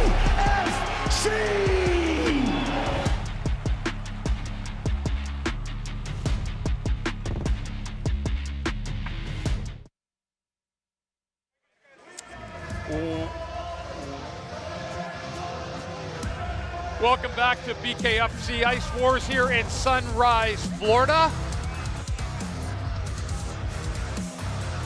Man, these fights have not disappointed tonight, man. No. I mean, we've had how many? 7 knockouts, 6 knockouts, 2 decisions, a beautiful fight of the night, and we just saw the crossover from UFC to the Icebox to Ice Wars, and he put on a show tonight. Speaking of icy, and how much difference has the real ice made compared to the synthetic for these fighters? I mean, it's made a huge difference. We're seeing more knockouts, especially with bare knuckles. You're seeing cuts, blood, and you're just seeing guys get put down a lot easier, especially when you have those bare knuckles hitting the chin, hitting temples. It's dropping these guys. As we approach our final fight of the night, what's been your favorite fight of the night so far? Man, I mean, Snowbeck put on a great fight. Yeah. Valerie, she put on an amazing fight, and she really represented for women's combat sports. It's been a beautiful show tonight, and I'm so excited for this main event. Yeah, I am too. Fans getting what they paid for here tonight. This has been an unbelievable 9 fights we've seen so far. Yeah. There's been no disappointment in any of them. Maybe some of them ended a little bit too quick, but it was not because of the ferocity of the fight. Yeah, we had a lot of stoppages, man. That's the thing. When you're fighting with bare knuckles, there's a lot of cuts, and the doctors come in, and they have to stop it. But this main event, you have Nick Gorgeous Laporte, a TV star on Shoresy show, and he is fighting the biggest veteran that we've ever had with 400-plus hockey fights at Sébastien Lafferière. Yeah, this is going to be an interesting fight for sure. 2 big guys, yeah, both well-conditioned. And I think it's going to be one of the best. I think this has a chance to be one of the super fights we'll ever see. Let's look at Tail of the Tape. The Tail of the Tape brought to you by X Game. 6'5", Nick Gorgeous Laporte, 217 pounds, taking on Sébastien Lafferière, 6'2", 264 pounds in. Man, these are big boys. Nick came in a little bit lighter, but he is shredded, and he is fighting the very thick, meathead-looking Sébastien Lafferière. If you've had 400 brawls in hockey, you know what you're doing. You're going to come out comfortable. But Nick thinks he has the answer, and he thinks he's going to put him away in round 1. That's what he expects. He expects a first-round knockout, nothing less. All right, here he is right now, Sébastien Lafferière. All right. This guy is a LNAH veteran. He plays currently. He fought just the other week. I was like, what is this guy doing? That's how he spars. He fights to literally train, because in hockey, as you know, you can fight a couple times a week, a couple times a game, and this guy is the enforcer for his team, and he fights all the time. Played hockey for 30 years, doing boxing and yoga, he says, to try to calm his mind and stay grounded. He just had a hockey fight 4 days ago. Yeah, I mean, if you're fighting all the time, you might need some yoga to, calm yourself and get some recovery. Yeah, he is a confident fighter and is also a man who works construction. Yeah, he came in really thick. He's 265, right at the top of the heavyweight division. Nick came at the bottom, 220. We'll see if that makes a difference. Nick's probably going to be a little bit faster, but Sebastian's going to be thick, and he's going to throw bombs. Yeah, he's a big man. Thick. Yeah, this guy is born to play hockey and born to fight. It's all he's known his whole life. Imagine having 400 to 500 hockey fights. That is an unbelievable amount of fights, no matter what you're doing. To think of the hockey fights as something else. Here he is, Nick Gorgeous Laporte. Nick Gorgeous Laporte. I love this guy. He's got a chip on his shoulder. He wants to be a star in this organization. He said he is going to put this guy away. Doesn't care what he weighs. Doesn't care about the weight difference. He doesn't care about nothing. And I think I like about him, he keeps his distance and throws bombs. But I think Sebastian's going to try to lock him up. One thing that Nick Laporte said, he says, with a guy like Lafferière, who's had so many fights, that means there's lots of film on him. So he's really done a lot of film study on him. Whereas some other guys, you don't quite get the film, the ability to study the film like Laporte did on Lafferière. I said, Nick, are you in shape for this fight? He literally took his shirt off when I was talking to him. And I said, all right, man, he's shredded. He looks like he is a Greek chiseled statue. Yeah, he's got quite good shape. There's no doubt about that. Said he's going to be 2-0. Just kept telling me I'm going to be 2-0 today. 2-0. He said he is the guy. He says he's the one. Yeah, well, he wants to be the face of this division, but tonight he comes with a tough test of Sébastien Lafferière. And this time, let's send it now to our ring announcer, Matthew Perino. Ladies and gentlemen, this is our main event of the evening. Sponsored by XGame.io, the #1 casino for crypto. This bout is sanctioned by the Florida Athletic Commission, with Chairman Miss Tina Pike and Executive Director Timothy L. Shipman in attendance. Our 3 judges ringside are Lorenzo Toledo, Alessio Rodriguez, and Robert Christopher Edgehill. And when the action begins, our referee in charge, Kevin McDonald and Bob Landon. And now, streaming worldwide from the Amerant Bank Arena, right here in Sunrise, Florida. The action starts now. 3 rounds in the heavyweight division. Introducing first, the man in the red corner, making his Ice Wars debut. Standing 6 feet 2 inches tall, weighing 264 pounds. From Quebec City, Quebec, Canada, Sébastien Lafferière. And his opponent, the man in the blue corner, holding an undefeated Ice Wars record. 1 victory, no defeat. Standing 6 feet 5 inches tall, weighing 217.8 pounds. From North Bay, Ontario, Canada, Nick the Gorgeous One Laporte.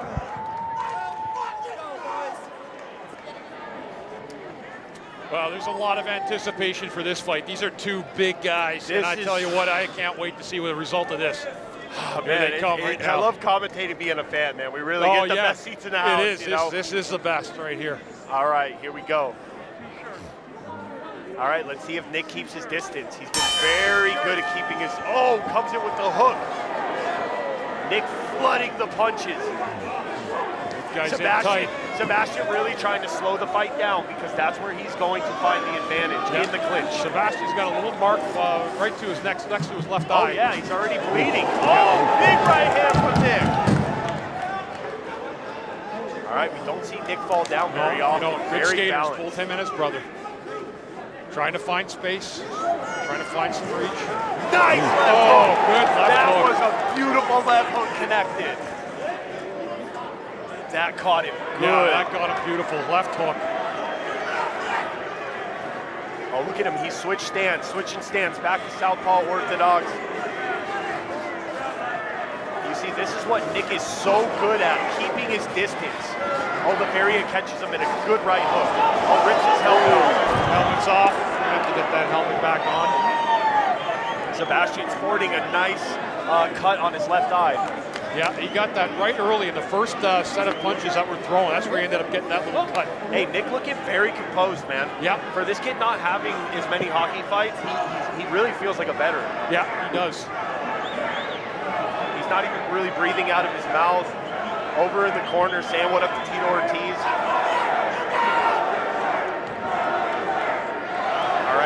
strap that helmet on a little bit tighter. We haven't seen many helmets fall off. We've had issues in the past with this, and I'm glad to see these new foam helmets. Oh, they're great. It's so much better. They're not breaking their hands on the helmets. They're not getting cut with the plastic, and they're not falling off. Yeah, I totally agree. These things are great. Here we Here go. we go End of the round. Nick wants to land a big shot. Okay. Lafferière really trying to slow the fight down. Helmet comes came off again. Lafferière. Yeah, he needs to tighten that helmet off. Yeah, you can see under the chin how they're really, really tight. They had problems with the hockey helmets before because the straps would keep coming off. The straps, never went to leather straps, Yeah. and they still came off, but you just got to strap those helmets on tight, and they should stay on. Got to be close to approaching the end of the first round. And Nick Gorgeous still looking gorgeous. He has no marks on his face. No marks on him at all. Yeah, he's hardly looking sweating. good. Trying to find a way to keep that helmet on Lafferière and trying to work on the strap right now. See if that gives him any All right, we got the crowd heightened up. We got the people really trying to strap this on. They're going to throw some tape on that strap, so hopefully it doesn't come off. And this gives Nick Laporte, as both guys, a chance to rest as well. Yeah, they're going to come out fresh, especially in the second round. Just a few seconds left in this first. Everyone's on their feet anticipating this. All right, here we go. All right, round over. Round one over. Punches. Second round. Man, I would say Nick definitely took it in that fight, in that round. Definitely got the first round, you have to say. He started off, got that left cross, or left hook that really hit him. Here's some replays right now. So what I love what he does, he throws the right hand, not even really trying to lead or to hit him, and it comes with that left hook and lands. Here it is, here, a little different angle here as he comes. There's that left hook right there, boom. I think that's what might have cut him. Yeah, I got him right early in the fight is when he had that little welt over to the side of his left eye. Yeah, we might need to get some duct tape in there so this helmet stops coming off. Looks like they have it taped on now. We got the lovely Delaney, our ice skating ring girl in the doing house. a great job. All right, round two, here we go. Let's go. All right, Nick Laporte with his brother, Will Laporte, coming off of a victory in his corner. Two twins on the card, and they're identical, man. They look exactly alike. All right, here we go. All right, he missed that left hook this time. Sébastien starting to land. Oh, back of the head. Oh, all right. Came with that uppercut, just missed. All right, Sébastien hit him on the ground. That wasn't a good look, but so far Sebastian's controlling this round. Yeah, he's come out throwing a little bit harder, found some leverage. There we go. Oh, nice left hand. Wow, I've never seen Nick fall this much. It just shows the skating of Lafferière. Yeah, Lafferière's a big guy. He's hard to pull down, right? It's hard to pull on him because of his weight. Yeah, he definitely has the weight advantage. Now we see some blood coming from Nick's nose.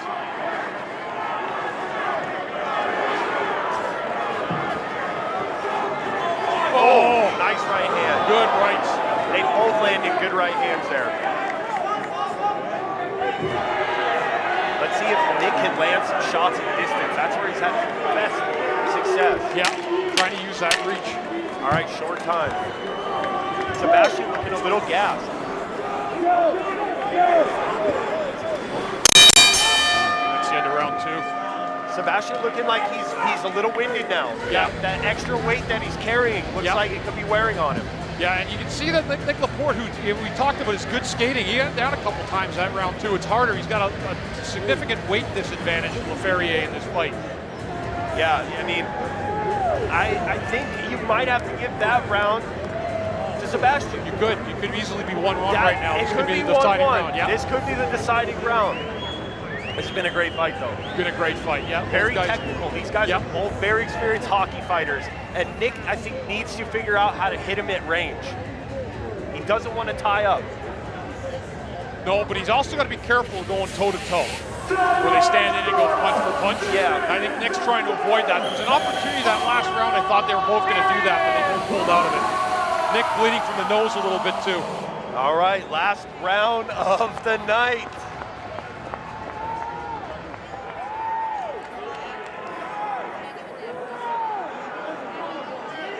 All right, here we go. All right, Nick going southpaw. Oh, nice, 2 right hands, 3. Sébastien returns, Nick falls down. That's a big body landing on him. That's man. a big body, yeah, that hurts. All right. Nick got a couple good punches look at him with hands on his knees. Sébastien looks wore out. I hope Nick sees that and he can capitalize on that. Nice right hand. Oh, Sébastien returns. All right. All right, remind the fans there is no draws in Ice Wars. There's no draws. This is not a point system. Oh, big left hand. Man, I think Nick's ahead of this round so far. Yeah, he's had a couple of good punches in this round for sure. Sébastien looks a little winded, and I think Nick needs to capitalize. Nick's now breathing out of his mouth too. This has been a great fight overall. Yeah, this has been a really good fight. Nice left. Big left uppercut. They need to throw. It's short time, throw bomb. Not a lot of time left here. Beautiful fight. Good fight. Wow, what a fight. Really good fight. Who do you give it to? I think Nick Laporte did enough in the 3rd round to get it. I do too. I think it was 1-1, and then I think Nick pulled it off. He landed more shots, and those left hooks really set him apart. Yeah, he definitely made a big difference, especially in that 3rd round. Nick came in knowing he probably needed to land a few punches, and he did just that. Yeah, I would have liked to see him a little bit more active at the end. You know, when that 10-second clacker goes, you want to make the refs remember your name. Yeah. I think he should have thrown a little more, but he was in the clinch. You see Sébastien sitting down, but they both put it on the line tonight. Sébastien had a great showing tonight. It shows why he is a veteran, but Nick Laporte might have taken this fight tonight.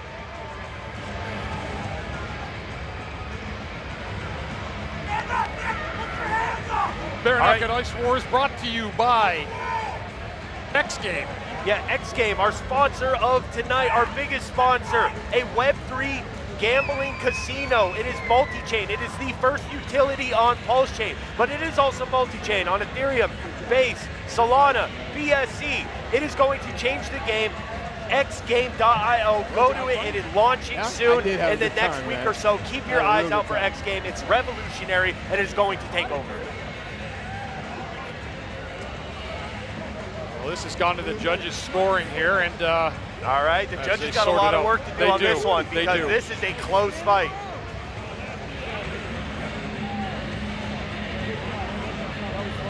Yeah, they actually have some work to do because I really do feel it was 1-1 going into that last round. Yeah, no, it was for sure 1-1, and you know, Sébastien's not used to these longer fights. You know, he came out in that second fight, really found his rhythm.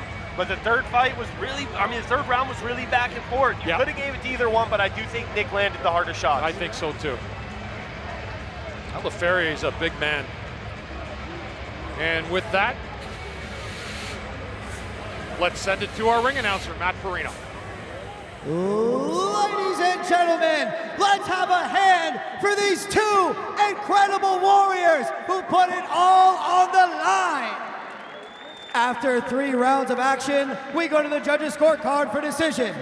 All 3 judges score this contest 29-28, declaring the winner by unanimous decision. And still undefeated, Nick the Gorgeous One Laporte.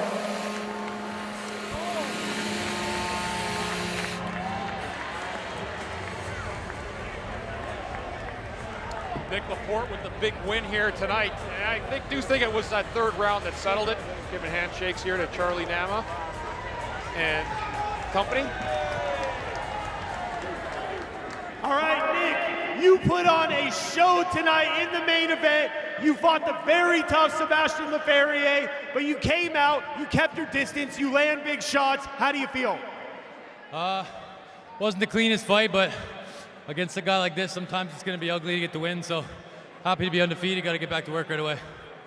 Well, Nick, you said, man, I'm going 2-0. You said you don't care, and you proved yourself tonight to be one of the faces of this company. How do you feel? Like I said, I got to get better, but it's a brand new sport here. We're trying to build things.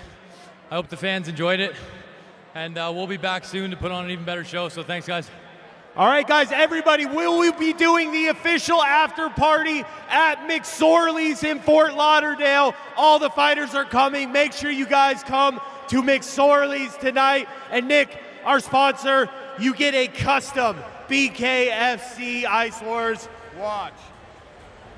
Is there anyone you would like to thank? I just want to thank the fans and all my training partners back home that got me ready for this. Thank you, guys.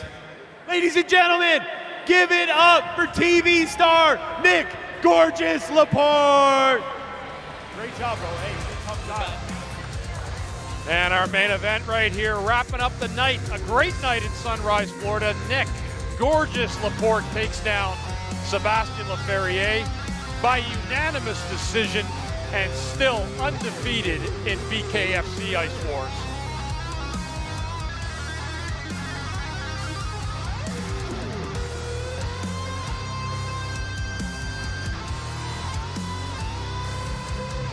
Well, that wraps up our Ice Wars tonight here in South Florida. Our next broadcast will be via BKFC Fight Night in Hammond, Indiana. Following up with Italy. And a full stack in November with Michigan, Palm Desert, and a return to Dubai, followed up by a beautiful December. Starting off here in Hollywood, Florida, December 5th, and heading to Mohegan Sun on Saturday, December 20th. You can catch all of that on the BKFC app. $7.99 right now. You get all access pass for all your live monthly events. Exclusive behind the scenes access. This has been a 10-fight card we've seen here tonight in South Florida at Sunrise at Amerant Bank Arena. We've seen some great fights, followed up by a great main event, capped off by Nick Gorgeous Laporte.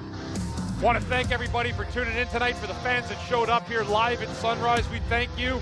We thank the fans watching around the world. This is BKFC Ice Wars. We'll see you next time.